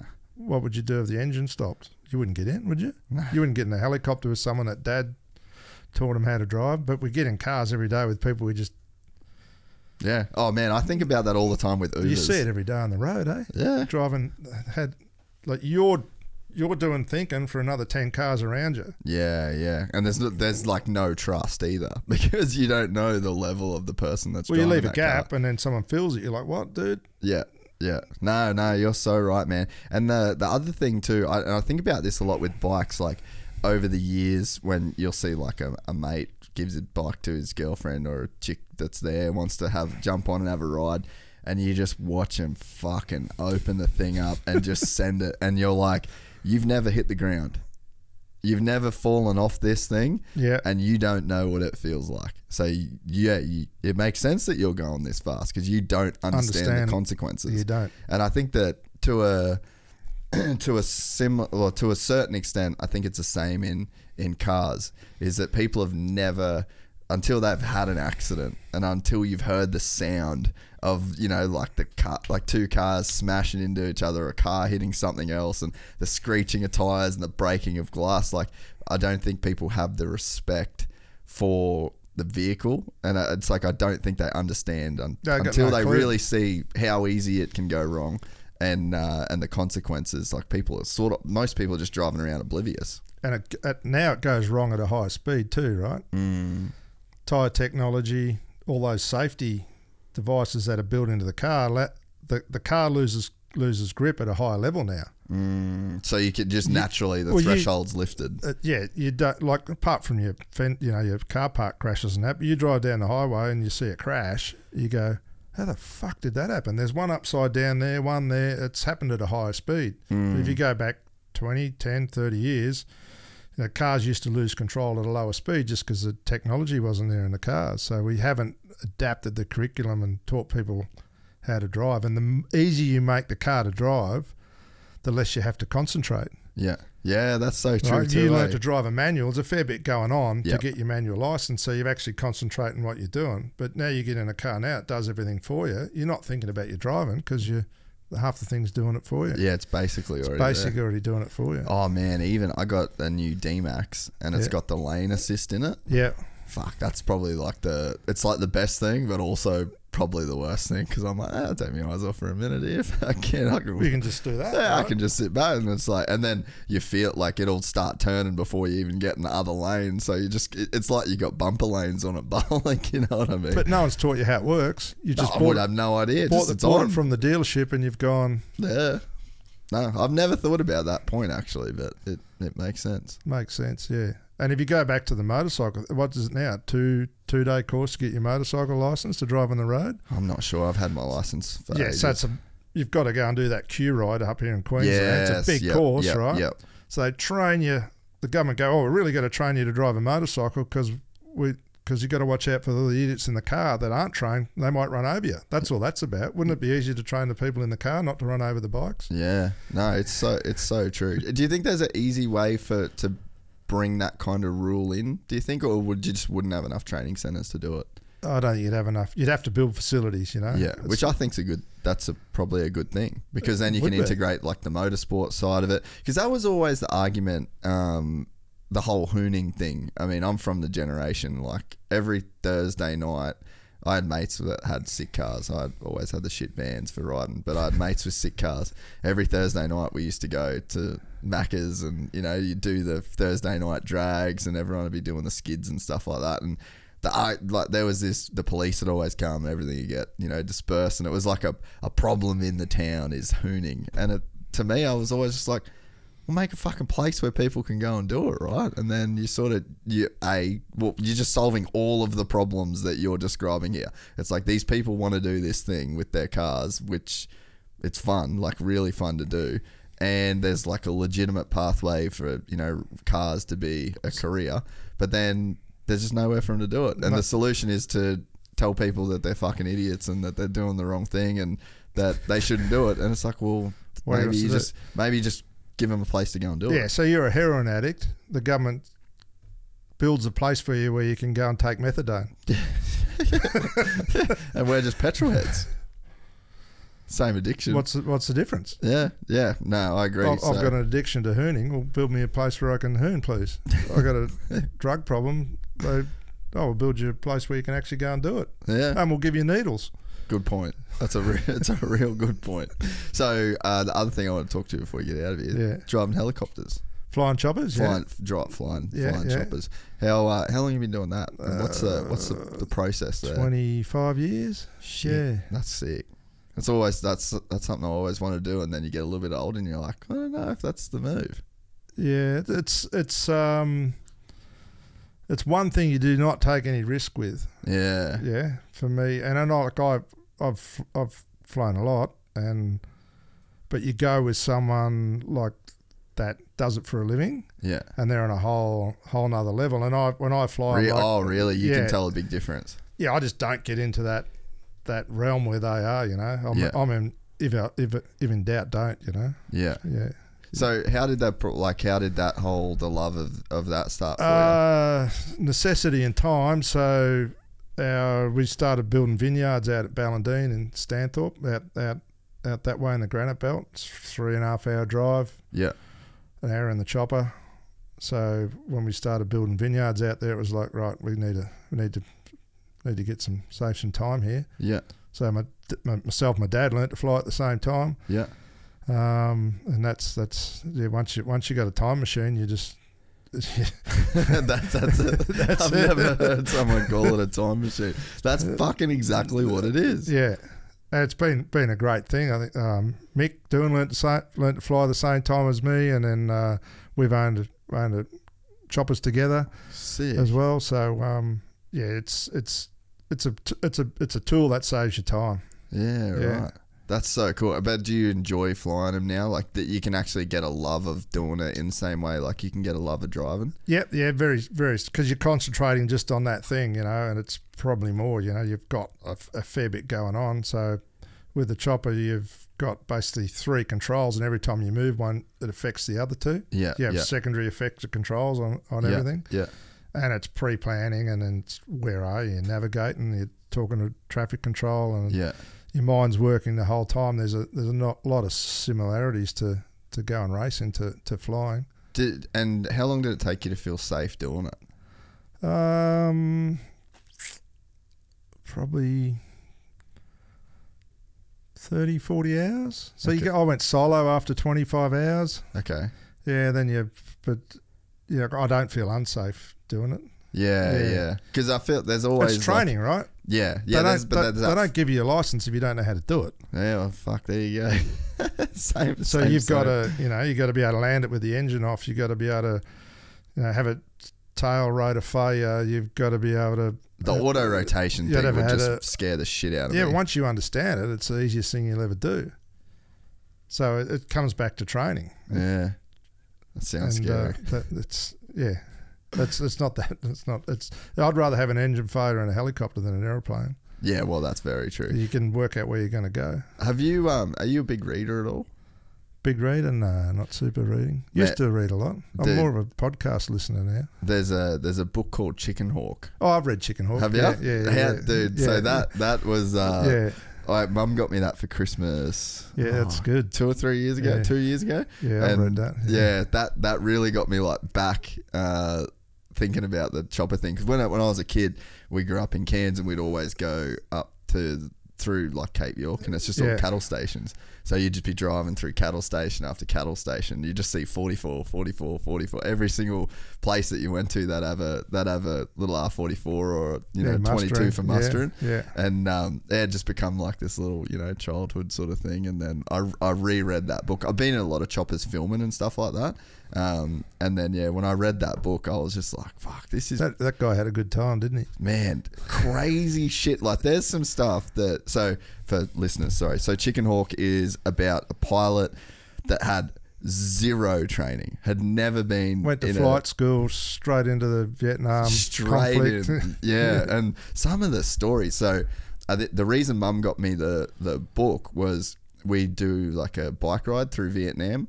Right, okay. Yeah, so it's unbelievable. Vietnam motorbike tour is one of the coolest things. If anyone wants to do it, it's unbelievable. But so we do like that family trip. So we sort of got a little bit of a love for the country. I think when you when you ride through on a bike and you're in really remote towns, and sometimes you see the kids will run out, and then the guys that work for the tour, they're Vietnamese. And they're like, oh, they've got, these 5-6-year-old kids. They've never seen a white person before. Right. So you go like that deep into the country, and that's where the war was fought. Yeah. And, we take our drone and stuff, and you just see these these bomb craters everywhere. And then they've bombed out like landing zones, like the LZs that, talked about in the book. And, you're with the guys and like, yeah, that's like a chopper landing zone and stuff. And when you just see the impact that it had on the countryside, and when you read this book, it brings it all together, so like links it. But man, like literally just flying through trees and shit, chopping trees down with the blades. So can you imagine the fucking being that guy back then? Would have been pretty good, apart from being shot at. But yeah, well they got shot at a lot. Yeah. But yeah, I couldn't. I actually, until I read that book, I had no idea the legitimate capabilities of a helicopter. Yeah, pretty amazing machine. What were they? They were flying Black Hawks then. Hueys. Hueys, that's right. Yeah, Hueys.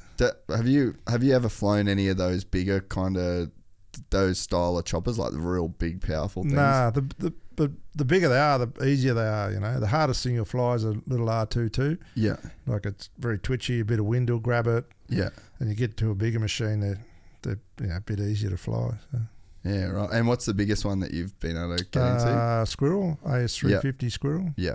They're like 7-8 seaters, aren't they? 6. Yeah, okay. 6. Yeah, they're pretty sick bits of gear. Yeah, they're good. What's the longest trip you've done in one? I've been to Darwin a couple of times in an R44. Oh, damn. Been done a lot in fair bit of cool stuff in R44s. Yeah. Yeah. That'd probably be the most popular or like common one that you'd fly. Yeah, and it's probably financially the easiest accessible, you know. So they have a whole accident rate because everyone's got one. Yeah. Right? Okay. So Okay. if you're going to learn to fly and buy a helicopter, it's probably the first one you'll get. Yeah. Yeah. So then that would be naturally why there's more. A lot more of them out there. A lot more first-time pilots in that machine, and a lot more accidents. Oh, that makes sense. Yeah, because I guess there's a bit of a stigma around like those choppers in a sense. Yeah, there is, but it's just flying within their limitations. They're fine. Yeah, man, I've been with some fucking cowboys, Yeah, like filming where you're strapped in, like you got a harness and you're wearing a harness and it's strapped to the roof of the chopper and you're standing on the skids and these dudes are just like going fucking They're good, crazy. aren't they? Yeah, some of them are, you're just like, man, I don't know if, like, because you just never know. It's but same as getting in a car with someone, you know, like how good is this guy? Like he might be carrying on and pulling it off, but it's like, how far out of his comfort zone is he to do No, this? those guys would know what they were doing. They wouldn't be there if they didn't. Yeah, no, that's true. They wouldn't be there if they didn't. But nevertheless, it's still it's something that can get your heart rate up. Well, mate, I've really enjoyed it. We've pretty much done 3 hours in here, mate. Have we? So yeah, Beautiful. Yeah, time goes by when you're having fun. That's good. I really appreciate you coming on and sharing some insight around the whole V8 world and what you Covered a bit of ground. Yeah, we're always doing these. Good on you, mate. But definitely I'll have to come out and have a bit of a skid around. You're challenged. You better come. What's my challenge? What have I got to do? Oh, the beat Casey Stainer. Yeah, all right. I can do that. And then April next year, 6 hour. I reckon. Both a 6 hour. Yeah. Yeah. You reckon? How long would it take to get ready for something like that? You'd need to do probably 3 club level races. Get off your provisional license. So, yeah. Where could I do that? Where's the local stuff? Morgan Park, Queensland Raceway. Fucking done. Let's go. Get you something. All Get right. you done. Yeah, I'm keen. I'm keen to have a crack. You make a documentary about it. Yeah, big time. I actually think it'd be pretty cool to do. Like the big goal is to do the 12 hour, but I think that's a few years. Like it's a bit of a long pass down the field. So there's some steps to do in between. Yeah, you got the ability to capture it all. Let's do it. All right, mate. Sounds good. All right, well, thanks so much for coming. Norwell Motorplex is probably where you'll find Paul. That's me. Hanging out the most. And it's a pretty amazing facility out there. Like we'll probably do some video stuff out there for everyone. But I would highly recommend if you've never done any kind of driver training stuff, and especially like if you listen to this and your missus as well, like I actually think it's probably a pretty cool couple thing to go and do. For couples to get out there and do the training, and you probably find that your missus will smoke you. Smoke you on the way home. Paul Morris, ladies and gentlemen. If you enjoyed this content, please like and subscribe. And to listen to the full 3 hour podcast, search Gypsy Tales in your favorite podcast platform or click the link in the description below. Gypsy Gang.